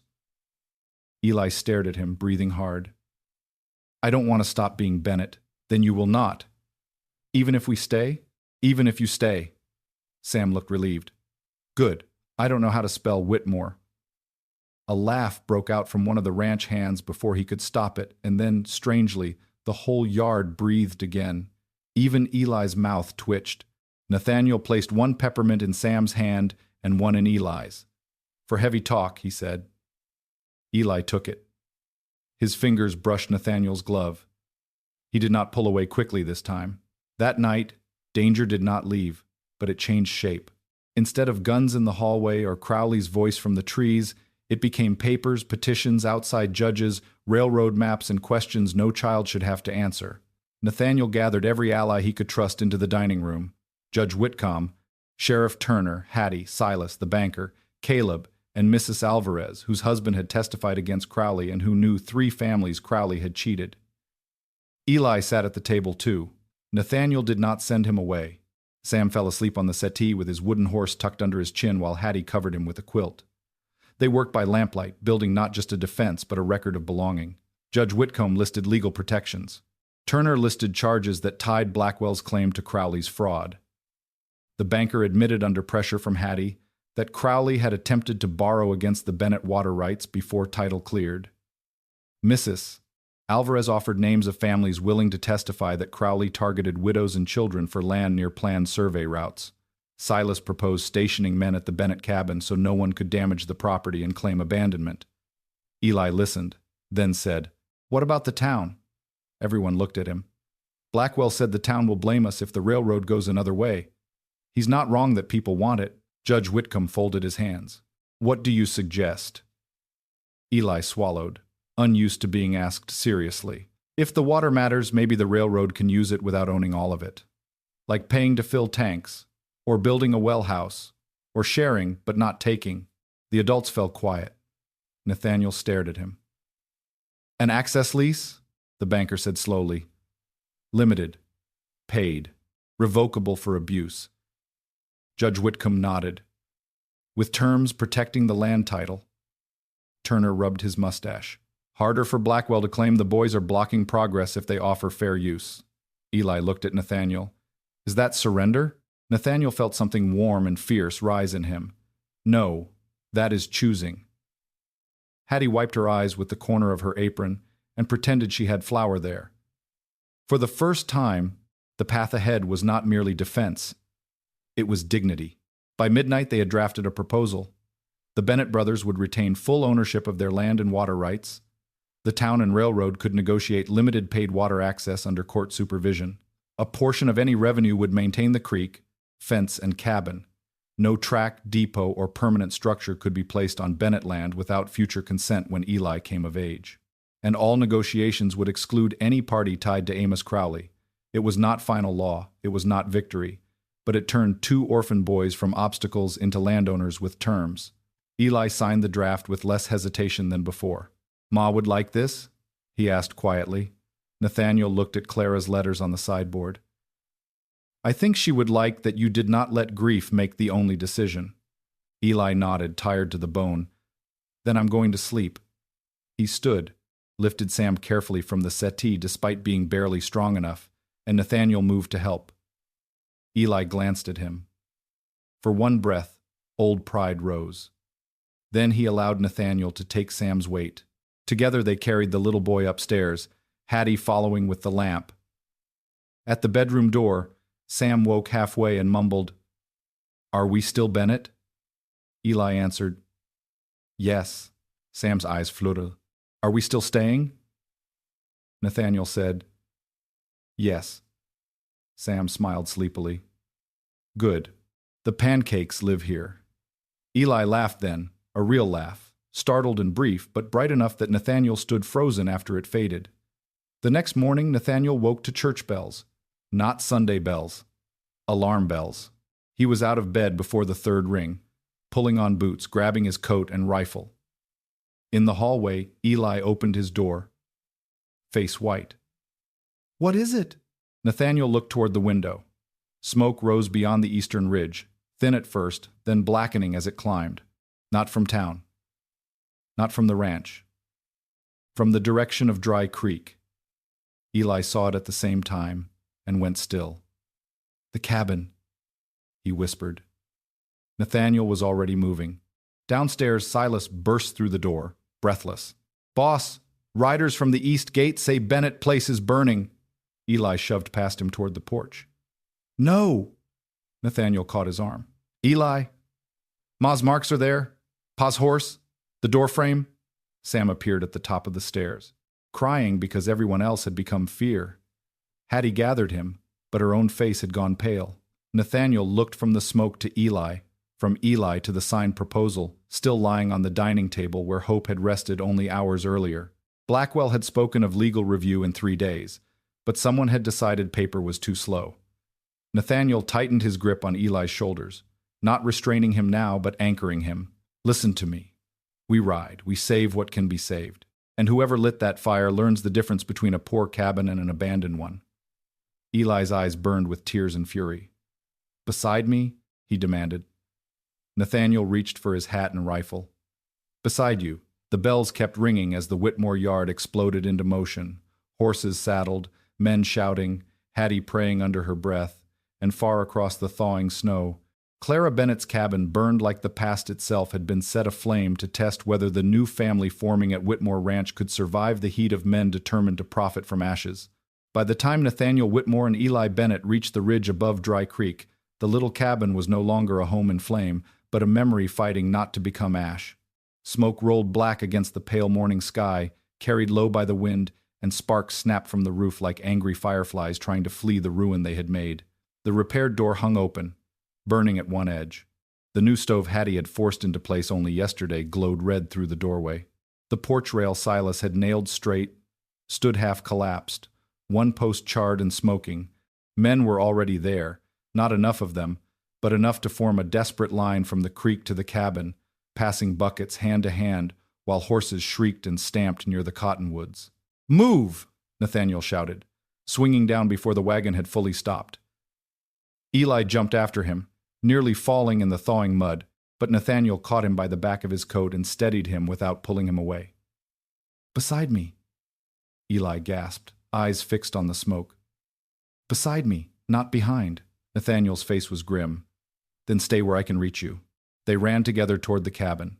Hattie had stayed at the ranch with Sam because one child screaming at the sight of his father's wooden horse burning was more than the morning could bear, but Eli carried Sam's grief anyway. His whole body strained toward the doorframe where their heights were scratched, toward the shelf Daniel Bennett had built crooked, toward the corner where Clara had sung through fever and hunger. Silas emerged from the smoke coughing hard, his eyebrows singed, shirt sleeve blackened. "Roof caught fast," he rasped. "Someone soaked the back wall with coal oil. We found the can by the well." Nathaniel looked toward the well, where a dark smear stained the snow. "Any riders?" "Two seen heading north before the bells rang." Caleb and Tomas followed tracks. Eli pushed past them toward the doorway. "The doorframe!" Nathaniel grabbed his arm. "No!" Eli twisted like a trapped animal. "Paws marks are there, and if you die reaching them, what does Sam have left?" The words stopped Eli, not because they were gentle, but because they were true. He shook with fury, tears cutting clean tracks through soot on his face, though he had not yet entered the smoke. "Then save it," he said. Nathaniel looked at the burning doorway, at the beam above it beginning to sag, at the smoke pouring through the gaps. A man who cared for property would have called it lost. A man who understood what was carved into that doorframe stepped forward. "Silas!" he shouted. "Axes!" Silas seized two from the wagon. Nathaniel wrapped a wet blanket over his shoulders, tied a damp handkerchief over his mouth, and looked once at Eli. "You stay with Turner's men." Eli's face crumpled with protest. Nathaniel pointed at him, the gesture firm but not cold. "Beside does not mean inside every fire." Then he ran. Heat struck him before he crossed the threshold. Smoke clawed his eyes. The cabin's interior had become a red-bellied beast, flames crawling along the rafters, licking the wall where Clara's calendar had once hung, curling around the shelf that Daniel had set unevenly but strong enough to survive poverty until hatred found a match. Nathaniel heard shouting behind him, water hissing, wood cracking overhead. He swung the axe at the doorframe, not trying to break the whole wall, only to cut free the strip where the marks remained. The first blow bounced. The second bit. Above him, a burning shingle fell and struck his shoulder, flaring against the wet blanket. He gritted his teeth and struck again. Outside, Eli screamed his name, but Nathaniel did not turn. Another blow. Another. The smoke thickened until he could no longer see the floor, only the black lines on the doorframe emerging and disappearing through heat. Eli, age 5. Eli, age 6. "Sam, baby." Sam standing on tiptoe. A crooked line marked Ma said no boots. Nathaniel swung until his arms burned. The strip came loose with a shriek of nails. He caught it against his chest, turned, and the ceiling above the bed corner collapsed. Flame exploded across the room. For one terrible second, the doorway vanished behind smoke. Nathaniel stumbled, struck the table with his hip, nearly fell, then felt hands seize the back of his coat. Silas and Caleb dragged him out into cold air as the roof caved inward behind him. Eli reached him before anyone else. "Uncle Nathaniel!" The word tore out of him raw and frightened, not careful, not measured, not offered like a test this time. Nathaniel fell to one knee in the mud, coughing hard, the charred strip of doorframe still clutched in both arms. Eli dropped beside him. "You fool," Silas wheezed. "You rich, stubborn, smoke-eating fool." Nathaniel could not answer. He held out the wood. Eli stared at it, then took it as if accepting a rescued body. The height marks were scorched at the edges but visible. Sam's tiny lines survived. Eli's survived. The words Ma said no boots survived. Eli pressed the doorframe to his chest and made a sound that was not quite a sob and not quite a prayer. Around them, the bucket line slowed. There was little left to save now. Men kept water on the grass and trees to stop the fire from spreading, but the cabin itself settled into ruin, its walls folding inward, its chimney standing alone like the last tooth in an old jaw. Nathaniel sat in the mud, coughing soot into a handkerchief, while Sheriff Turner arrived at a gallop with 2 deputies behind him. "Who saw it start?" Turner demanded. A ranch hand named Lewis pointed toward the north track. 2 riders, dark coats. One had a gray hat. They came in before sunrise, stayed low, rode off fast after smoke showed. Eli lifted his head, eyes bright through tears. "Blackwell." Turner held up a hand. "We prove before we name." Nathaniel pushed himself to his feet. "Then prove fast." They searched while the ruins steamed. The coal oil can lay by the well, dented, its cork still hanging by a string. Near the back wall, snow had melted in a wide black fan, and in the mud beyond it were hoofprints where horses had waited. One rider had dismounted near the creek. The tracks were deep, showing a heavy man with a slight drag in one step. Eli stood beside Nathaniel, holding the door-frame piece. "Blackwell doesn't drag 1 foot." Silas crouched. "No, but that fancy driver of his did. I watched him climb down yesterday. Left leg stiff." Turner looked up. "You sure?" Silas spat into the mud. "I'm old, not blind." Caleb came running from the tree line, waving something pinched between 2 fingers. "Sheriff found this snagged on the fence wire. It was a torn scrap of black carriage cloth, fine wool, not the sort worn by ranch hands or local farmers." Turner folded it carefully into paper. Then Tomas Alvarez rode in from the north, breathing hard, face dark with anger. "Tracks meet the main road," he said. Then carriage wheels. Heavy. Same narrow iron rim as the black carriage from yesterday. I followed until the rocks. They turned toward town. Nathaniel's eyes hardened. Blackwell burned it before the district authority arrives. He wants the cabin gone so he can call the place neglected, unsafe, worthless except for water. Eli looked at the ashes. He burned Sam's horse. The simple sentence carried more grief than any accusation. Turner removed his hat. "Son, we will charge the men who lit this." Eli turned to him slowly. "And the man who paid them?" The sheriff's jaw tightened. "If we can tie him." Nathaniel looked across the smoking claim toward the rail survey stakes on the ridge. "We tie him by making him reach again." Silas squinted. "Boss?" Nathaniel wiped soot from his face, and beneath the black smears his expression had become terribly calm. "Blackwell needs the district authority to see chaos. Burned cabin, frightened children, local feud, no stable plan. So we give the authority something else to see." "Ashes?" Eli said bitterly. Nathaniel turned to him. "No. A community rebuilding before the smoke clears." Eli stared at him. "You can't rebuild it before they come. Not all of it." Nathaniel looked at the men around him. "But enough to show it is not abandoned. Enough to show every board matters. Enough to make Blackwell explain why a boy's home burned hours after he threatened court control." Turner nodded slowly. "And while he explains, I search his carriage. He won't let you. He may not have a choice if I find probable cause." Nathaniel looked at the coal oil can, the cloth scrap, the tracks. "Then find it." By noon, Mercy Creek began to change. At first, only Whitmore hands arrived with wagons of lumber, tools, nails, blankets, and a second stove. Then Tomas Alvarez came with his sons. Then the widow Mrs. Pike arrived carrying hinges from her late husband's shed because she said Crowley had taken her pasture and she would be damned if Blackwell took a child's doorway. Then Mr. Jensen from the livery came with 2 teams. Then women from town came with food, coffee, bandages, and brooms, though there was little floor left to sweep. By mid-afternoon, what Blackwell had intended as a picture of destruction had become a gathering. The cabin still lay ruined, but men were clearing charred beams, stacking salvageable stone, measuring new posts. Silas organized crews with the authority of a battlefield commander. Hattie arrived despite Nathaniel's order to stay home, bringing Sam in the wagon because the child had cried until his grief became refusal. Sam saw the smoking ruins and went silent in a way that frightened Eli more than crying would have. He climbed down slowly, clutching the damaged wooden horse from the cabin, then walked to the rescued doorframe strip in Eli's arms. "You saved our lines," he whispered. Eli knelt and showed him. Sam touched the smallest mark with one finger. That was me. When Ma said I looked like a bean. Eli laughed and cried at once. Hattie stood behind them, one hand over her mouth, then turned her grief into fury and began ordering men to eat before they fell over. Nathaniel watched the boys from a few steps away, his shoulder blistered beneath his shirt, lungs still raw. He wanted to go to them, but he held back. The doorframe belonged to them first. This time he would not put his hands on grief before being invited. After a while, Sam looked up and said, "Uncle Nathaniel got it?" Eli nodded.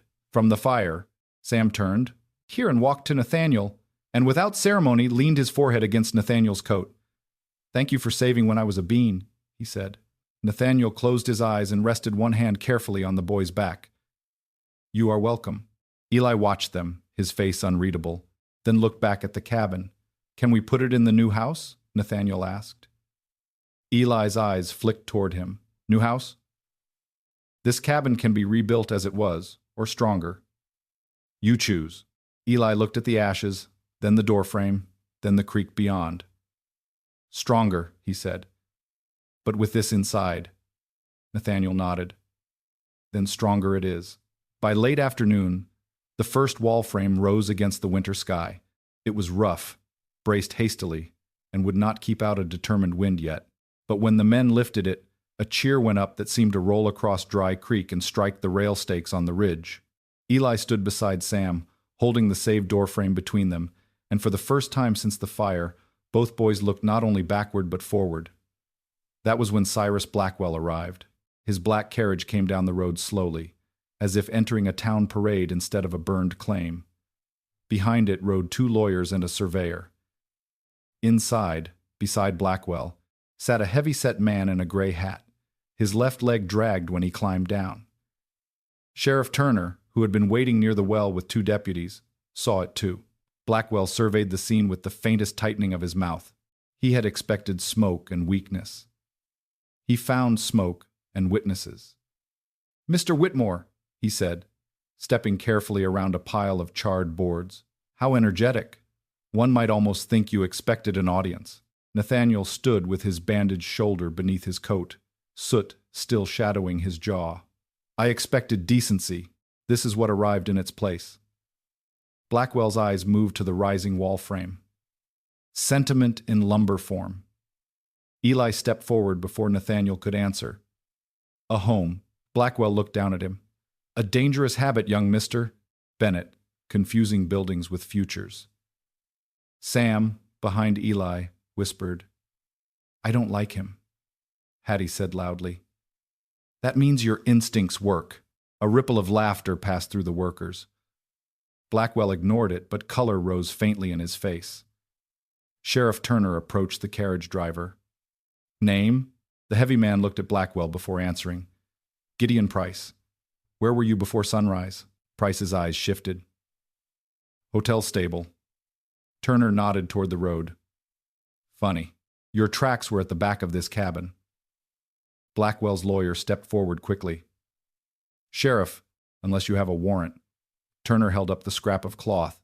"Fine carriage wool from a torn side curtain, coal oil can by the well, tracks matching Mr. Price's left drag, wheel rims matching your carriage. Witnesses saw 2 men fleeing. I will search that carriage now, and if you wish to stop me, Your Honor Whitcomb is on his way and can watch you explain why." Blackwell's expression cooled. "You are making a spectacle." "Dot," Turner smiled. "No, sir." "You brought the black carriage," the crowd murmured. Price's face shone with sweat despite the cold. Blackwell's eyes flickered once toward him, and in that flicker Nathaniel saw fear, not fear of prison, not yet, but fear of an employee too weak to hold a lie. Turner's deputies opened the carriage boot. Inside, beneath a folded lap blanket and a leather case, they found a second coal oil can, half full, and a bundle of rags smelling sharp and unmistakable. The murmur became a growl. Eli's face went white. Sam buried his face in Hattie's skirt. Blackwell did not move. "Those items do not belong to me." Price stepped back. "Mr. Blackwell." "Silence," Blackwell said, and the word cracked like a whip. Turner turned to Price. "You might want to decide whether loyalty pays better than prison." Price looked from the sheriff to Blackwell, then to the crowd. then to the rising cabin wall and the two boys standing before it. He seemed to shrink inside his coat. "I didn't light it," he said. Blackwell's lawyer groaned. Turner stepped closer. "But you were there," Price swallowed. "I drove. That's all." Mr. Blackwell said papers needed collecting from the claim before locals hid them. He sent Mr. Dale and another man to scare off anyone there. "They had oil. I swear I didn't know they'd burn it." Blackwell's voice turned deadly soft. A desperate lie from a dismissed servant. "You didn't dismiss me," Price said, suddenly angry. "You paid me $50 and said if the place looked unfit, the district man would take the children from Whitmore and the water rights would be easier handled. You said nobody would care about an old shack." The crowd erupted. Judge Whitcomb's wagon rolled in at that moment, the old judge stepping down with a face like carved granite. "I heard enough to regret arriving late," he said. Blackwell's lawyer whispered urgently in his ear, but Blackwell lifted a hand to silence him. He had lost the quiet room, the hotel parlor, the polished advantage. Now he stood before farmers, widows, workers, ranch hands, a sheriff, a judge, and two children whose burned home was being rebuilt behind him. He made one last attempt at dignity. "This county is being manipulated by theatrics. I did not order arson. I investigated a property central to a lawful rail project. If an employee exceeded instruction, I will cooperate fully." Eli stepped forward with the rescued doorframe in his hands. "You called it an old shack." Blackwell looked at him. "Because it is." "Then why were you scared of it?" The question landed harder than a shouted accusation. Blackwell's mouth tightened. Eli continued, voice trembling but carrying clear across the claim. "You were scared of Ma's papers, scared of Pa's deed, scared of our water, scared of a doorframe with two poor boys' names scratched into it. You have trains and lawyers and money, but you still came after a cabin before sunrise. That means it was stronger than you." No one moved. Nathaniel looked at Eli and saw not just Clara's son, not just a rescued child, but an heir in the deepest sense, a boy inheriting pain and turning it into truth. Blackwell's eyes hardened. "You are being coached." Eli shook his head. "No, I'm being listened to." Hattie broke first, clapping once hard, then Mrs. Pike, then Tomas, then Caleb. Within seconds, applause swept the claim, rough and defiant, not polite enough for a parlor and not obedient enough for a courtroom. Blackwell stood inside that sound like a man discovering there were kinds of power he could not buy. Judge Whitcomb raised his cane. "Sheriff Turner, detain Mr. Price and any named accomplices. Mr. Blackwell will surrender his travel papers pending inquiry." Blackwell's head snapped toward him. "On what authority?" "Mine until the district authority arrives. You may complain in writing." Slowly. Turner stepped forward.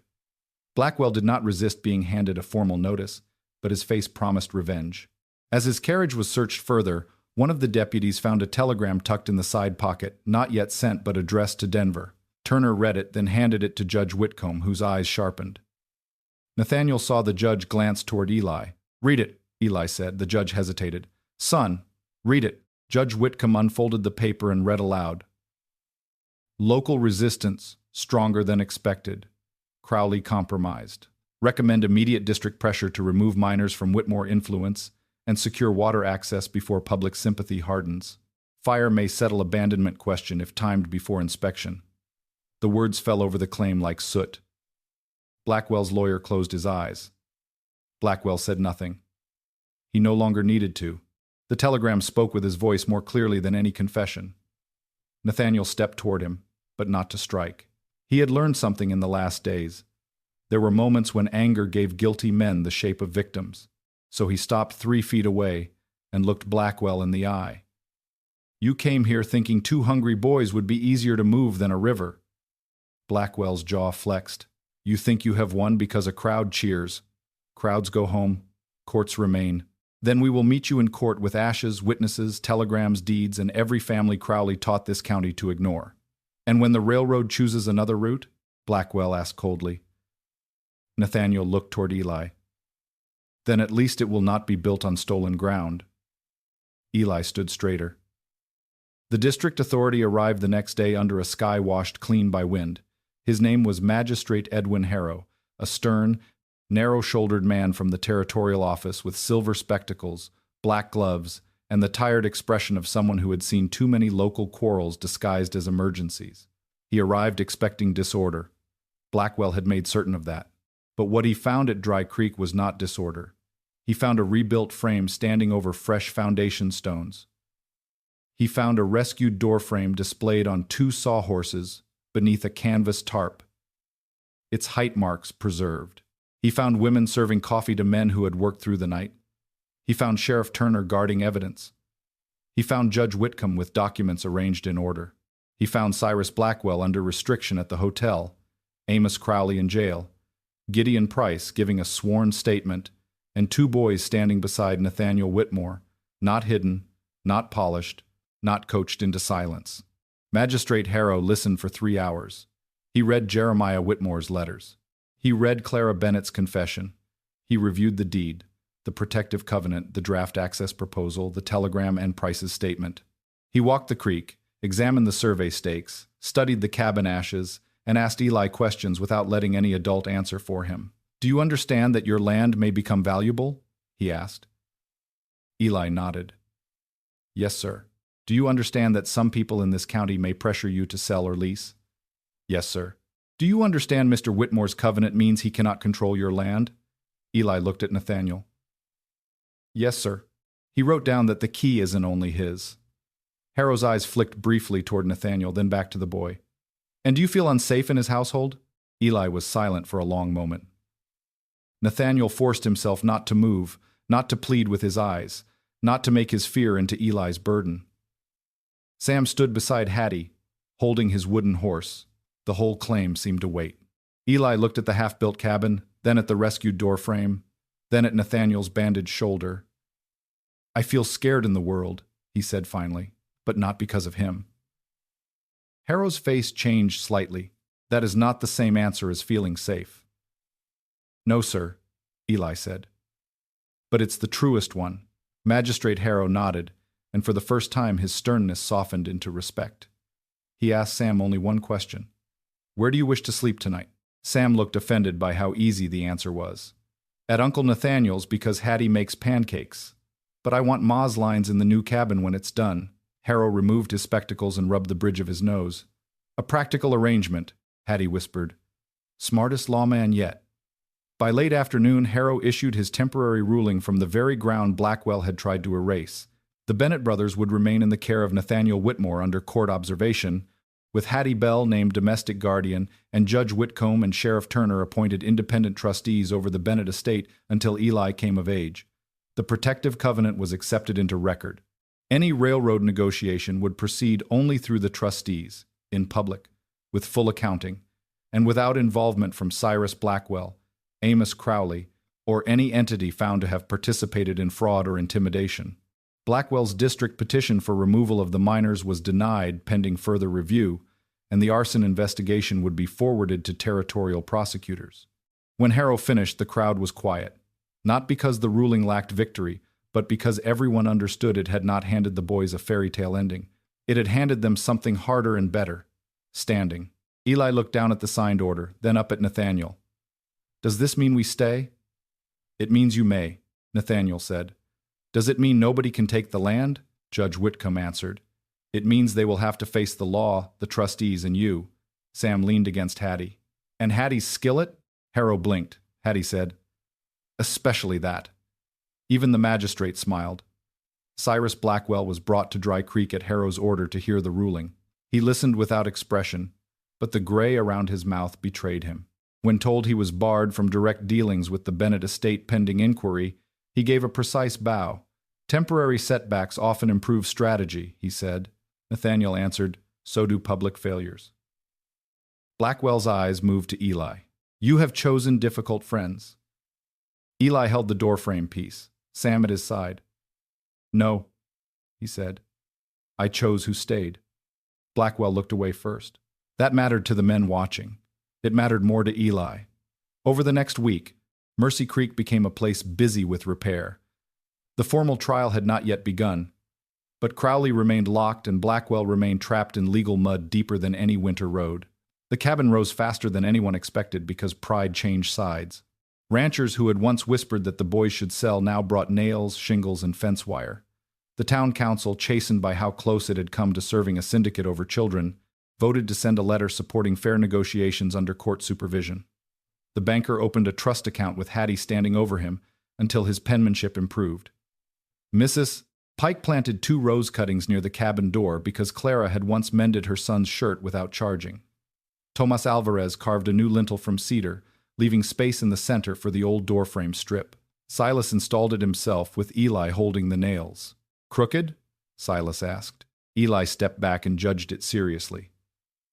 "A little." "Good. Your pa's shelf won't feel lonely." Eli smiled before sadness could stop him. Nathaniel divided his days between the ranch, the claim, and town, giving statements, signing records, meeting trustees, and answering questions that should have been answered 20 years before. At night, he read Clara's letters with the boys when they asked. Sometimes they asked for the funny ones. Sometimes Sam wanted the one where she wrote that he laughed in his sleep. Sometimes Eli asked for the last letter, and then stared into the fire afterward without speaking. Nathaniel learned not to fill every silence. Hattie said this was a miracle larger than the Red Sea. One evening, as the cabin walls stood complete and the roof newly shingled, Eli found Nathaniel at Dry Creek, mending a section of fence alone. The sunset turned the water copper. "You don't have to do that yourself," Eli said. Nathaniel drove a staple into the post. "No." "Then why?" "Because some repairs should pass through a man's own hands." Eli leaned on the fence, watching him. "Is that regret or responsibility?" Nathaniel looked at him. "I am hoping responsibility." Eli nodded, satisfied enough. He drew something from his pocket, the silver necklace. For the first time since arriving, he held it out without fear. "Can you tell me about the picture inside?" Nathaniel took it carefully and opened the locket. The tiny portrait of Clara and young Nathaniel beneath the cottonwood looked even more faded in evening light. "That was taken the spring she turned 16, he said. She had just outridden every boy on the ranch and ruined her blue dress doing it. Our father was furious because a photographer had come from Abilene, and she refused to change. She said if a dress could not survive a horse, it had no business being remembered." Eli's eyes brightened through sudden tears. "She said things like that when she was young too?" Nathaniel smiled. "She was born saying things like that." Eli touched the locket edge. "I thought maybe hunger made her sharp." "No, hunger tested what was already strong." The boy looked toward the cabin, then the creek. "Blackwell will come back somehow." "Maybe." "Crowley will have trial." "Yes." "People might still want the water." "They will." Eli breathed out slowly. "Then this isn't over." Nathaniel looked at him, at the boy who had been freezing in a barn days ago, and now spoke like someone learning the weight of land, law, grief, and choice. "No," he said. "But you are not alone in it." Eli turned the necklace in his fingers. "Ma wanted us to find the White Horse Gate." "Yes." "She must have still believed some part of this place could be good." Nathaniel's throat tightened. "I hope so." Eli looked at him for a long moment. "I think she was right." The words came quietly, without ceremony, but they struck Nathaniel deeper than applause, deeper than court orders, deeper than any public vindication. He bowed his head because he could not answer them standing straight. Eli did not hug him. Not yet. Instead, he stood beside him at the fence until the sun dipped behind the hills. And for Nathaniel, that was enough. But peace, even then, had one final test waiting. The night before the cabin was to be blessed and the Bennett Trust formally recognized at the town church, a storm rolled in from the north. Not snow this time, but rain, cold and hard, drumming on the ranch roof and turning roads to black mud. Nathaniel woke near midnight to pounding at the front door. Silas stood there soaked to the bone, holding a lantern, his face grim. "Boss," he said, "Crowley's trial wagon never reached Abilene." Nathaniel felt the old dread return. What happened? Ambush at Miller's Crossing.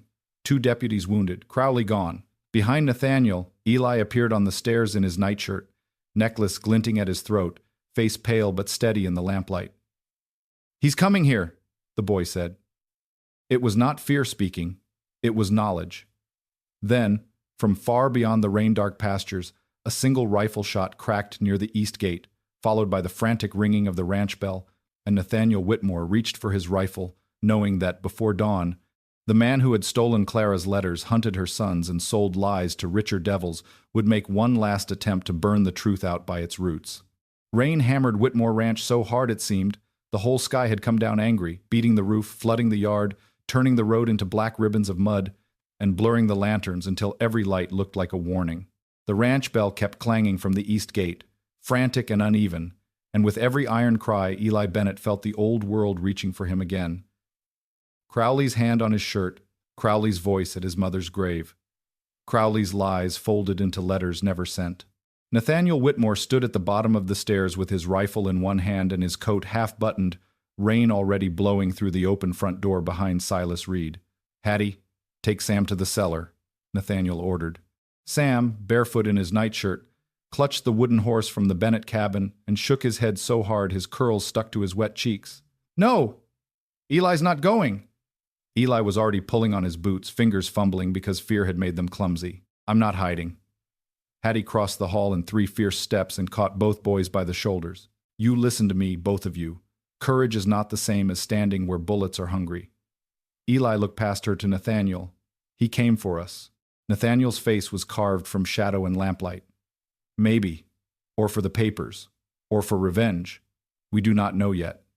Another rifle shot cracked beyond the east pasture, closer this time, followed by a horse's scream, and men shouting through rain. Eli flinched, but did not step back. "You said beside me!" Nathaniel's expression broke for half a second, not with hesitation, but with the weight of promises made too honestly to withdraw. "Beside me does not mean I let you run blind into gunfire." "Then don't run blind," Eli said, voice trembling. "But don't put me back in the dark either." Hattie looked at Nathaniel, and her eyes, wet from fear rather than rain, told him the boy had spoken a truth larger than the moment. Nathaniel knelt before Eli and Sam, lowering the rifle so it did not stand between them. "Listen carefully. Sam goes with Hattie to the cellar because he is little, and because someone must protect Clara's letters if the house is breached. Eli, you come no farther than the front room, unless I call you, or unless the house is in danger. You keep the Bible, the necklace, and Sam safe. That is not hiding. That is holding the center." Eli swallowed, wanting to argue, wanting to fight, wanting to do anything except feel like the helpless boy he had been in the barn.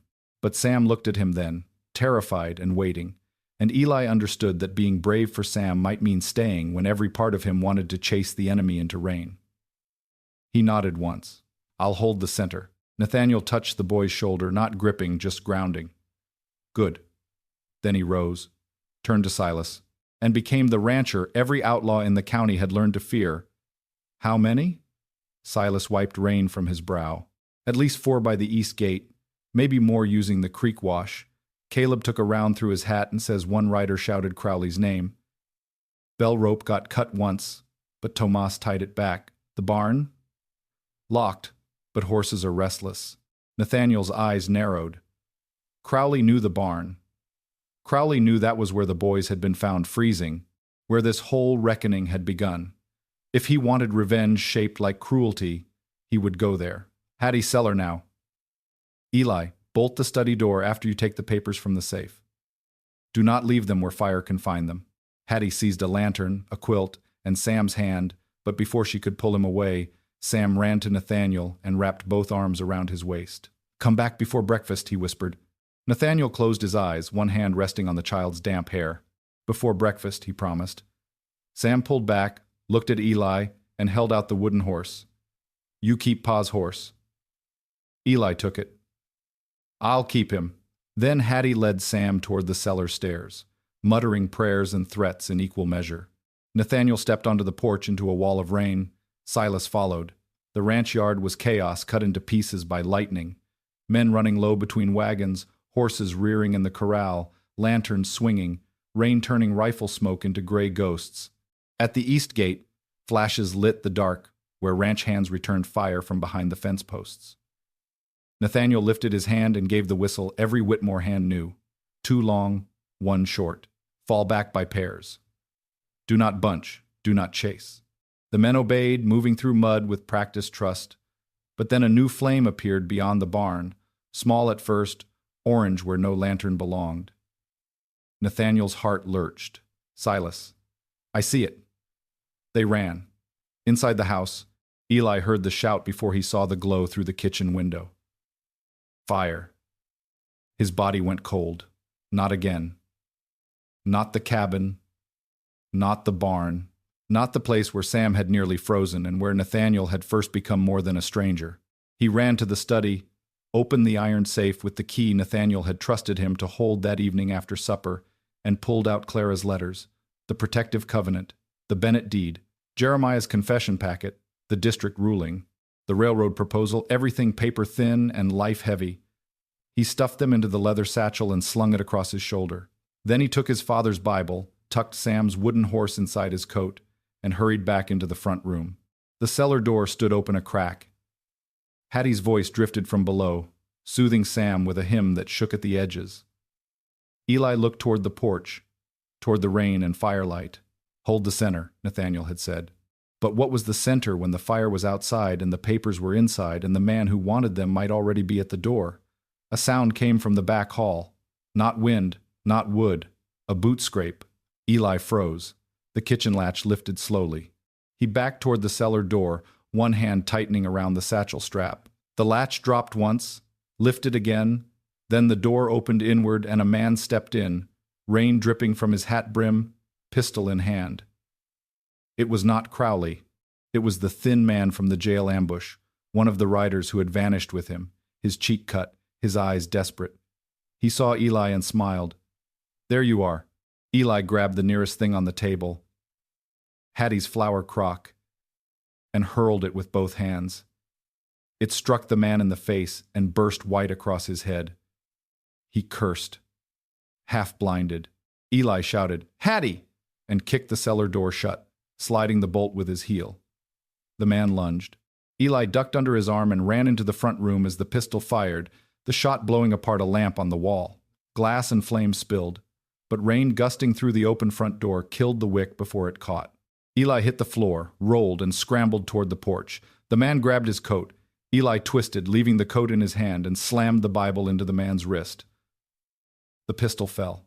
Hattie, from behind the bolted cellar door, roared like judgment. "Eli Bennett, you answer me!" "Stay down!" Eli shouted back and ran. He burst onto the porch barefoot now, having lost one boot in the struggle, rain striking his face like thrown gravel. The barn flame had grown, not yet ablaze, but crawling fast along hay stacked near the outer wall. Nathaniel and Silas were there with 3 men, dragging wet blankets, cutting burning rope, kicking apart oil-soaked straw. Shots still cracked near the east gate, but the attack had changed. The gate fight was distraction. The real strike was at the barn and the house. Eli shouted through the rain, "Inside! One got inside!" Nathaniel turned, and in that instant Crowley emerged from the shadows behind the wagon, mud up to his knees, face gaunt, hair plastered to his skull, eyes burning with the feverish hatred of a man whose lies had finally run out of road. He held a revolver in one hand and a lantern in the other. "Enough!" he screamed. The yard froze. Crowley swung the gun toward Eli. Nathaniel raised his rifle, but Crowley lifted the lantern toward the barn wall, where coal oil glistened dark under the rain. "Drop it, Whitmore, or I make this place a funeral pyre," Silas cursed softly. Eli stood between porch and yard, satchel heavy against his side, his father's Bible soaked beneath his arm. Crowley saw the satchel and smiled with broken teeth. "Good boy, always carrying what men need." Nathaniel's voice cut through rain. "Crowley, it is over." "Over?" Crowley laughed, wild and hollow. "You rich men always think a thing is over when you have spoken your grand words in church. You think a judge's cane and a boy's tears can bury me? I built half the fortunes in this county from fear. I taught widows to sign. I taught bankers to look away. I taught men like Blackwell where to place their boots. And you," he pointed the revolver at Nathaniel, "you slept 20 years in the house that paid me first." Nathaniel lowered his rifle slowly, but did not drop it. "Yes," Crowley blinked, thrown by the answer. Nathaniel stepped forward 1 pace. "Yes, my father paid you. Yes, I lived in ignorance too long. Yes, Clara suffered while I had more than enough. Say it all if you need to hear your own poison one last time." Crowley's face twisted. "Do not dress shame up as courage. I am not the one holding a gun on children in the rain." Crowley's hand shook toward Eli. "Give me the satchel." Eli's heart slammed against his ribs. Behind him, the cellar door rattled, Hattie fighting to open it from below, Sam crying her name. In front of him stood Crowley, the man who had reduced his mother's life to payments and threats. Beside the barn stood Nathaniel, unarmed if he dropped the rifle, still trying to place his body between Eli and fire. And around them ranch hands waited, unable to shoot while Crowley's lantern hovered over oil. Eli suddenly understood what his mother meant when she said, "Greedy men look at the shiny thing first." Crowley was staring at the satchel. He was staring at proof. He was staring at the past because he could not imagine a child choosing anything else. Eli took one step down from the porch. Nathaniel's eyes snapped to him. "Eli!" "It's all right," Eli said, though it was not. He lifted the satchel. "You want Ma's letters?" Crowley's gaze sharpened. "Bring them. And then what? You run?" "I live." Eli descended another step. Rain plastered his hair to his forehead. "You don't know how." Crowley's mouth curled. "Careful, boy. You had Ma's letters for years. You had her fear. You had Pa's land in your hands. You had rich men paying you. You had jail keys and guns and riders. And still you came back here in the rain for papers a child carried." Eli held the satchel tighter. "That isn't living. That's starving with money in your pocket." A strange silence opened between thunderclaps.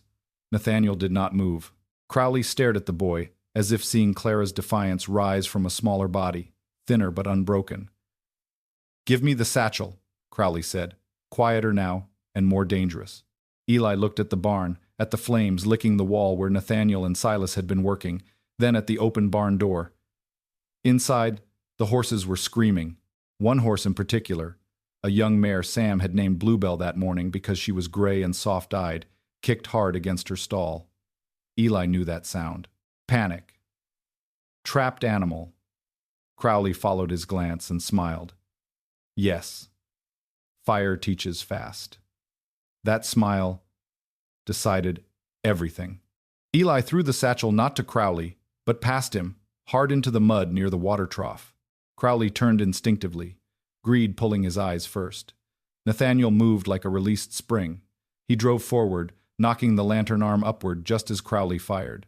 The bullet tore through Nathaniel's coat and grazed his side, but the lantern flew from Crowley's hand and landed in the mud, hissing out before it could break. Silas tackled Crowley's gun arm. Eli ran for the barn. "No!" Nathaniel shouted. But Eli was already through the smoke. The barn was a nightmare of heat, shadow, and animal fear. It was not yet fully burning, but the hay along the side wall crackled, and smoke rolled low through the stalls. Eli coughed, eyes streaming, and found Bluebell rearing, rope tangled, stall latch jammed where heat had warped the wood. He remembered freezing here with Sam, remembered hay scratching his cheek, remembered wishing any door in the world would open. Not this time, he choked. He grabbed a pitchfork and hammered the latch. Once, twice. The mare screamed and struck the wall. "Easy," Eli whispered, though his own voice shook apart. "Easy, girl. Heaven's just moving furniture." The latch broke. Bluebell burst forward, knocking Eli into the stall rail, but strong hands caught him before he hit the ground. Nathaniel, face black with smoke and rain, blood dark along his side, dragged him upright. "I told you not every fire," he coughed. Eli gasped.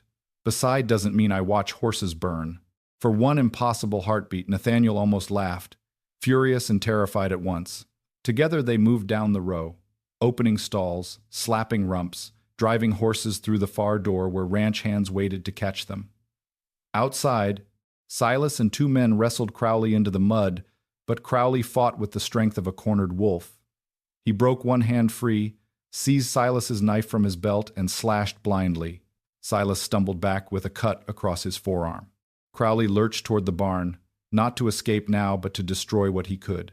Nathaniel saw him through the smoke at the same time Eli did. Crowley grabbed a burning length of wood from the hay line and swung it toward the open stalls. "If I burn," he screamed, "your whole precious mercy burns with me." Eli stood frozen, one arm around the neck of a trembling colt. Nathaniel stepped in front of him. Crowley raised the flaming wood, but before he could throw it, Hattie Bell came out of the rain behind him with the full iron skillet she had brought from the kitchen and struck him square across the back of the head. The sound was so final that even the thunder seemed to pause. Crowley dropped face first into the mud, the burning wood falling harmlessly into a puddle. Hattie stood over him, soaked to the skin, hair wild, eyes blazing. "I warned this county about my skillet," she said. Silas, bleeding but grinning, kicked the revolver away. Nathaniel stared at her. "You were supposed to stay in the cellar." Hattie pointed the skillet at him. "And you were supposed to stop collecting bullet holes." Sheriff Turner arrived minutes later with riders from town, drawn by the bell and the smoke. Crowley was bound in iron shackles this time, wrists and ankles both, and when he woke enough to curse, Turner stuffed a handkerchief in his mouth and said, "That is for the peace of Christian ears and my own temper."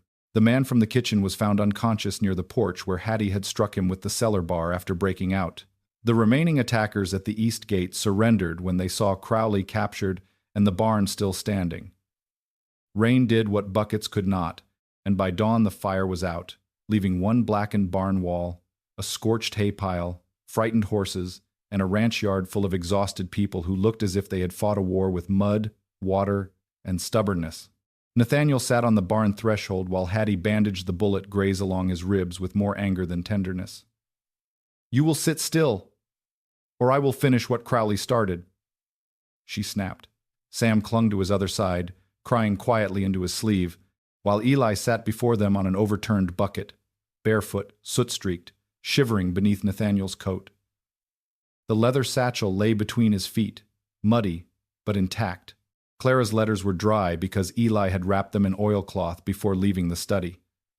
Hattie saw that and said nothing, but her face changed in a way that made Eli look down. Nathaniel looked at him over Sam's head. "You saved the papers." Eli's voice was hoarse. "You saved the doorframe. You saved the horses." Hattie saved everybody. Hattie tied the bandage too tight. Finally, a truthful boy. Nathaniel winced, and Sam gave a wet little laugh. The laugh broke something open. Not danger, not grief, but the grip of the night. Men began moving again, checking fences, calming horses, repairing the gate, tending Caleb's bruised shoulder and Silas's arm. Sheriff Turner came to Nathaniel with his hat in his hands and rainwater dripping from the brim. "Crowley goes to Abilene in a locked rail car this time with 6 armed men and me sitting on his lap if needed." Nathaniel nodded. "Charges?" Turner's eyes moved to the boys.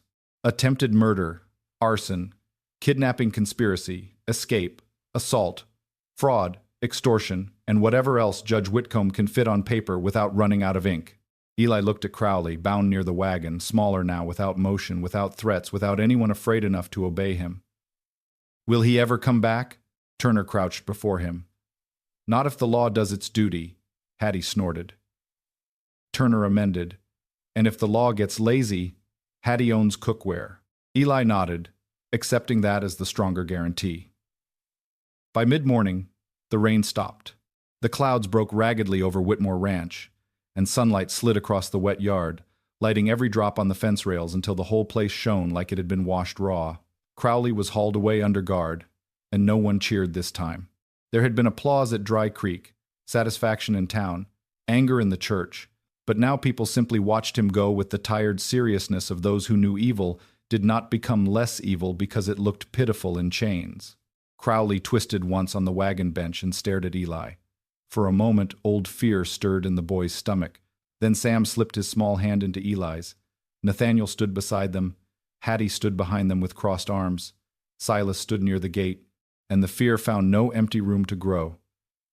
Crowley looked away first. "He's smaller," Sam whispered. Eli squeezed his hand. "No, we're not alone now." That afternoon, despite Nathaniel's wound and Hattie's protests and the whole ranch's exhaustion, Eli asked to go to the barn. Nathaniel walked with him slowly, one hand pressed to his bandaged side. The barn smelled of wet smoke, hay, horse sweat, and survival. The corner where Eli and Sam had been found freezing still held traces of the old straw, though most had been dragged out after the fire. Eli stood there a long time, looking at the place where he had once curled around Sam and waited for morning, not knowing that their mother's necklace was about to open a door sealed for 20 years. "I hated this place," he said. Nathaniel stood beside him. "I know. But if we hadn't come here, you wouldn't have seen the necklace." "No, and if you hadn't seen the necklace, Crowley might have taken everything."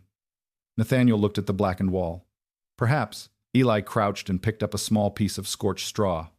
Ma said sometimes mercy doesn't look like mercy until after it hurts. Nathaniel breathed out slowly.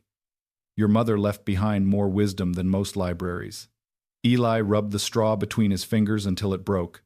Can we change this corner? How? Eli looked up. Make it warm. For anyone who comes cold. Nathaniel understood at once. His throat tightened. Yes. And so the place where two poor brothers had nearly frozen became the first promise of the new Whitmore Ranch. Within a month, the scorched barn wall was repaired, but the corner was not returned to storage. Hattie placed a small iron stove there, safely vented by Silas, with a bench, blankets, dry socks, and a shelf of bread tins. Nathaniel ordered that no traveler, orphan, widow, hungry hand, runaway child, or storm-caught stranger was ever to be turned from the barn without food, fire, and a question asked kindly. Above the bench, Eli nailed a small cedar board carved by Tomas Alvarez. Clara's corner. Sam painted a bluebell on it with more enthusiasm than skill. Hattie declared it perfect and threatened anyone who disagreed. Winter loosened slowly after that. Crowley's trial in Abilene lasted 12 days and ended with every lie he had built collapsing under the weight of ledgers, letters, witnesses, telegrams, and the testimony of people he had counted too poor to be believed. He was sentenced to decades of hard imprisonment, and several of his properties were seized for restitution to the families he had cheated. Cyrus Blackwell escaped prison longer than justice deserved, but he did not escape consequence. Gideon Price's sworn statement, the unsent telegram, the carriage evidence, and Blackwell's attempt to influence district custody ruined his standing with the territorial office and split the Denver syndicate. Investors who cared little for morality cared deeply about scandal delaying track. Blackwell was removed from the project. And when the railroad returned to Mercy Creek months later, it came not with threats but with surveyors, trustees, public contracts, and hats held respectfully in hand. Eli listened to their proposal in Judge Whitcomb's office, with Nathaniel sitting beside him, not in front of him. The final agreement allowed the railroad limited paid access to draw water from Dry Creek under strict conditions, with no transfer of land, no permanent claim over the creek, and money placed into the Bennett Trust for Eli and Sam's schooling, cabin upkeep, and future independence. The town got its spur line. The boys kept their land. Clara's name appeared in the public record not as a poor widow attached to disputed debt, but as the rightful owner who had protected her son's inheritance when every powerful man around her expected her to break. The new Bennett cabin was finished by spring. It stood stronger than the old one, with good cedar beams, a straight chimney, a blue door, and Daniel's crooked shelf preserved inside because Eli insisted that not everything loved had to be improved. The rescued door frame, with the height marks and the words Ma said no boots, was set into the wall near the hearth. Sam measured himself against it every Sunday, and accused himself of growing too slowly. Eli marked each new line carefully, and beside the old marks he added one for Nathaniel on the day Hattie caught him standing there barefoot and laughing with Sam. Nathaniel objected that grown men did not belong on children's height boards. Hattie said grown men who climbed into burning cabins for doorframes had surrendered the right to dignity. Eli carved the mark anyway. Uncle Nathaniel, too tall, still learning. Nathaniel stood looking at that line for a long time. He had been called many things in his life. Ranch owner, Whitmore, boss, hard man, fool, son of Jeremiah. But that crooked line beside the hearth gave him a name he had not known how badly he wanted. The boys did not move permanently to the cabin, not at first. They slept at Whitmore Ranch because Sam claimed pancakes did not travel well and because Eli still woke some nights needing to hear the house breathe around him. But they spent long days at the claim, planting beans, fixing fence, setting stones around Clara and Daniel's graves, and learning that home could be a place you returned to without being trapped by it. Nathaniel petitioned for formal guardianship, not adoption, exactly as he had promised, and the papers were written with the boy's Bennett name untouched. Judge Whitcomb asked Eli whether he understood. Eli said he did. He asked Sam whether he agreed. Sam asked whether guardianship meant Hattie could still make him wash behind his ears. When told yes, he said he would accept under protest. The court laughed, and the order was signed. Months passed. Grass returned to the pastures. The white horse brand at the gate was repainted. Jeremiah Whitmore's portrait never returned to the study wall. In its place, Nathaniel hung the faded locket portrait of Clara and himself beneath the cottonwood, enlarged by a traveling artist who repaired what age had worn thin. On the mantel below it sat Clara's letters in a cedar box Eli could open whenever he wished. Sometimes he read them alone. Sometimes he asked Nathaniel to read. Sometimes he did not need to read at all, only to know they were there, sent at last not through the post, but through truth. One warm evening in early summer, the whole town gathered at Whitmore Ranch for the dedication of Clara's corner and the formal blessing of the Bennett Trust. The barn doors stood open. Lanterns hung from rafters. The corner that had once held freezing boys now glowed with stove warmth, folded quilts, bread tins, and a kettle always ready. Widows who had testified against Crowley sat beside ranch hands who had rebuilt the cabin. Tomas played fiddle near the doorway. Mrs. Pike brought rose jam. Sheriff Turner wore his cleanest coat and pretended he had not polished his badge. Hattie ruled 3 tables of food like a queen. Sam ran between guests with a peppermint in each pocket, telling anyone who would listen that he owned land, a horse with 3 good legs made of wood, and half a barn corner, though Eli corrected him that Clara's corner belonged to anyone cold. Eli stood near the stove, taller already, stronger from food and work, the silver necklace visible at his collar. Nathaniel watched him from the barn doorway and remembered the night the boy had stood before him barefoot, wrapped in a blanket, expecting to be sent away. Love, he had learned, did not always arrive as a sudden warmth. Sometimes it arrived as a duty accepted before the heart knew how to soften. Sometimes it arrived through papers signed, fires entered, chairs repaired, doors rebuilt, pancakes promised, and silence respected. Sometimes it arrived in the form of a boy who did not forgive all at once but chose, morning by morning, to keep listening. Judge Whitcomb tapped a spoon against a cup until the barn quieted. "We are gathered," he said, "to recognize what should never have required recognition, that Eli and Samuel Bennett are lawful heirs to the Bennett claim, rightful sons of Clara and Daniel Bennett, protected wards under the guardianship of Nathaniel Whitmore and Hattie Bell, and members of this community not by pity, but by right." Applause rose, gentle at first, then strong. Sam bowed dramatically and nearly dropped his peppermint. Eli looked embarrassed, but he did not hide. Nathaniel stepped forward only when Eli glanced at him and nodded. He had prepared a speech, 3 pages in careful handwriting, but when he stood before everyone, the words seemed too polished for a story born in snow and ash. He folded the pages and put them away. "My sister Clara once wrote that pride should not answer the door before love does," he said. "I learned that too late to save her from hardship. Yet not so few man. And I too late to honor what she protected. From this day forward, let it stand for a different kind of inheritance. Let no child freeze in our barn. Let no widow face a creditor alone. Let no poor man's paper be treated as weaker than a rich man's seal. And let Clara's sons never wonder again whether the white horse gate is open to them." He turned then, not to the crowd, but to Eli and Sam. "It is." Sam ran to him first, throwing both arms around his waist. Nathaniel bent despite the pull in his healing side and held him. Eli stayed still. The barn waited. Nathaniel did not reach. He had learned. Eli's eyes shone, and for a moment he looked painfully like Clara in the locket, proud and wounded and brave enough to be tender only when the choice was his. Then he crossed the floor and wrapped his arms around Nathaniel, too. The embrace was not dramatic. It was awkward, too tight on Sam's side, and Hattie immediately began crying into her apron while pretending smoke from the stove had attacked her eyes. But for Nathaniel, it was the moment the house inside him, long empty, finally had a door open. He held Clara's boys and whispered, "Thank you." Eli's voice came muffled against his coat. "For what?" Nathaniel closed his eyes. "For coming to the barn." Eli pulled back enough to look at him. "We didn't mean to." Nathaniel smiled through tears. Most miracles don't. Later, after music, food, laughter, and more speeches than Sam thought any human should survive, Eli slipped outside alone. Nathaniel found him by the fence under a sky full of stars, the same kind of hard winter stars that had watched the night after Crowley's hearing, though now the air smelled of grass instead of snow. "Too much noise?" Nathaniel asked. Eli shrugged. "Good noise. Still noise." Nathaniel leaned on the fence beside him. Beside, always beside. For a while they listened to the fiddle through the barn walls. "Do you think Ma sees?" Eli asked.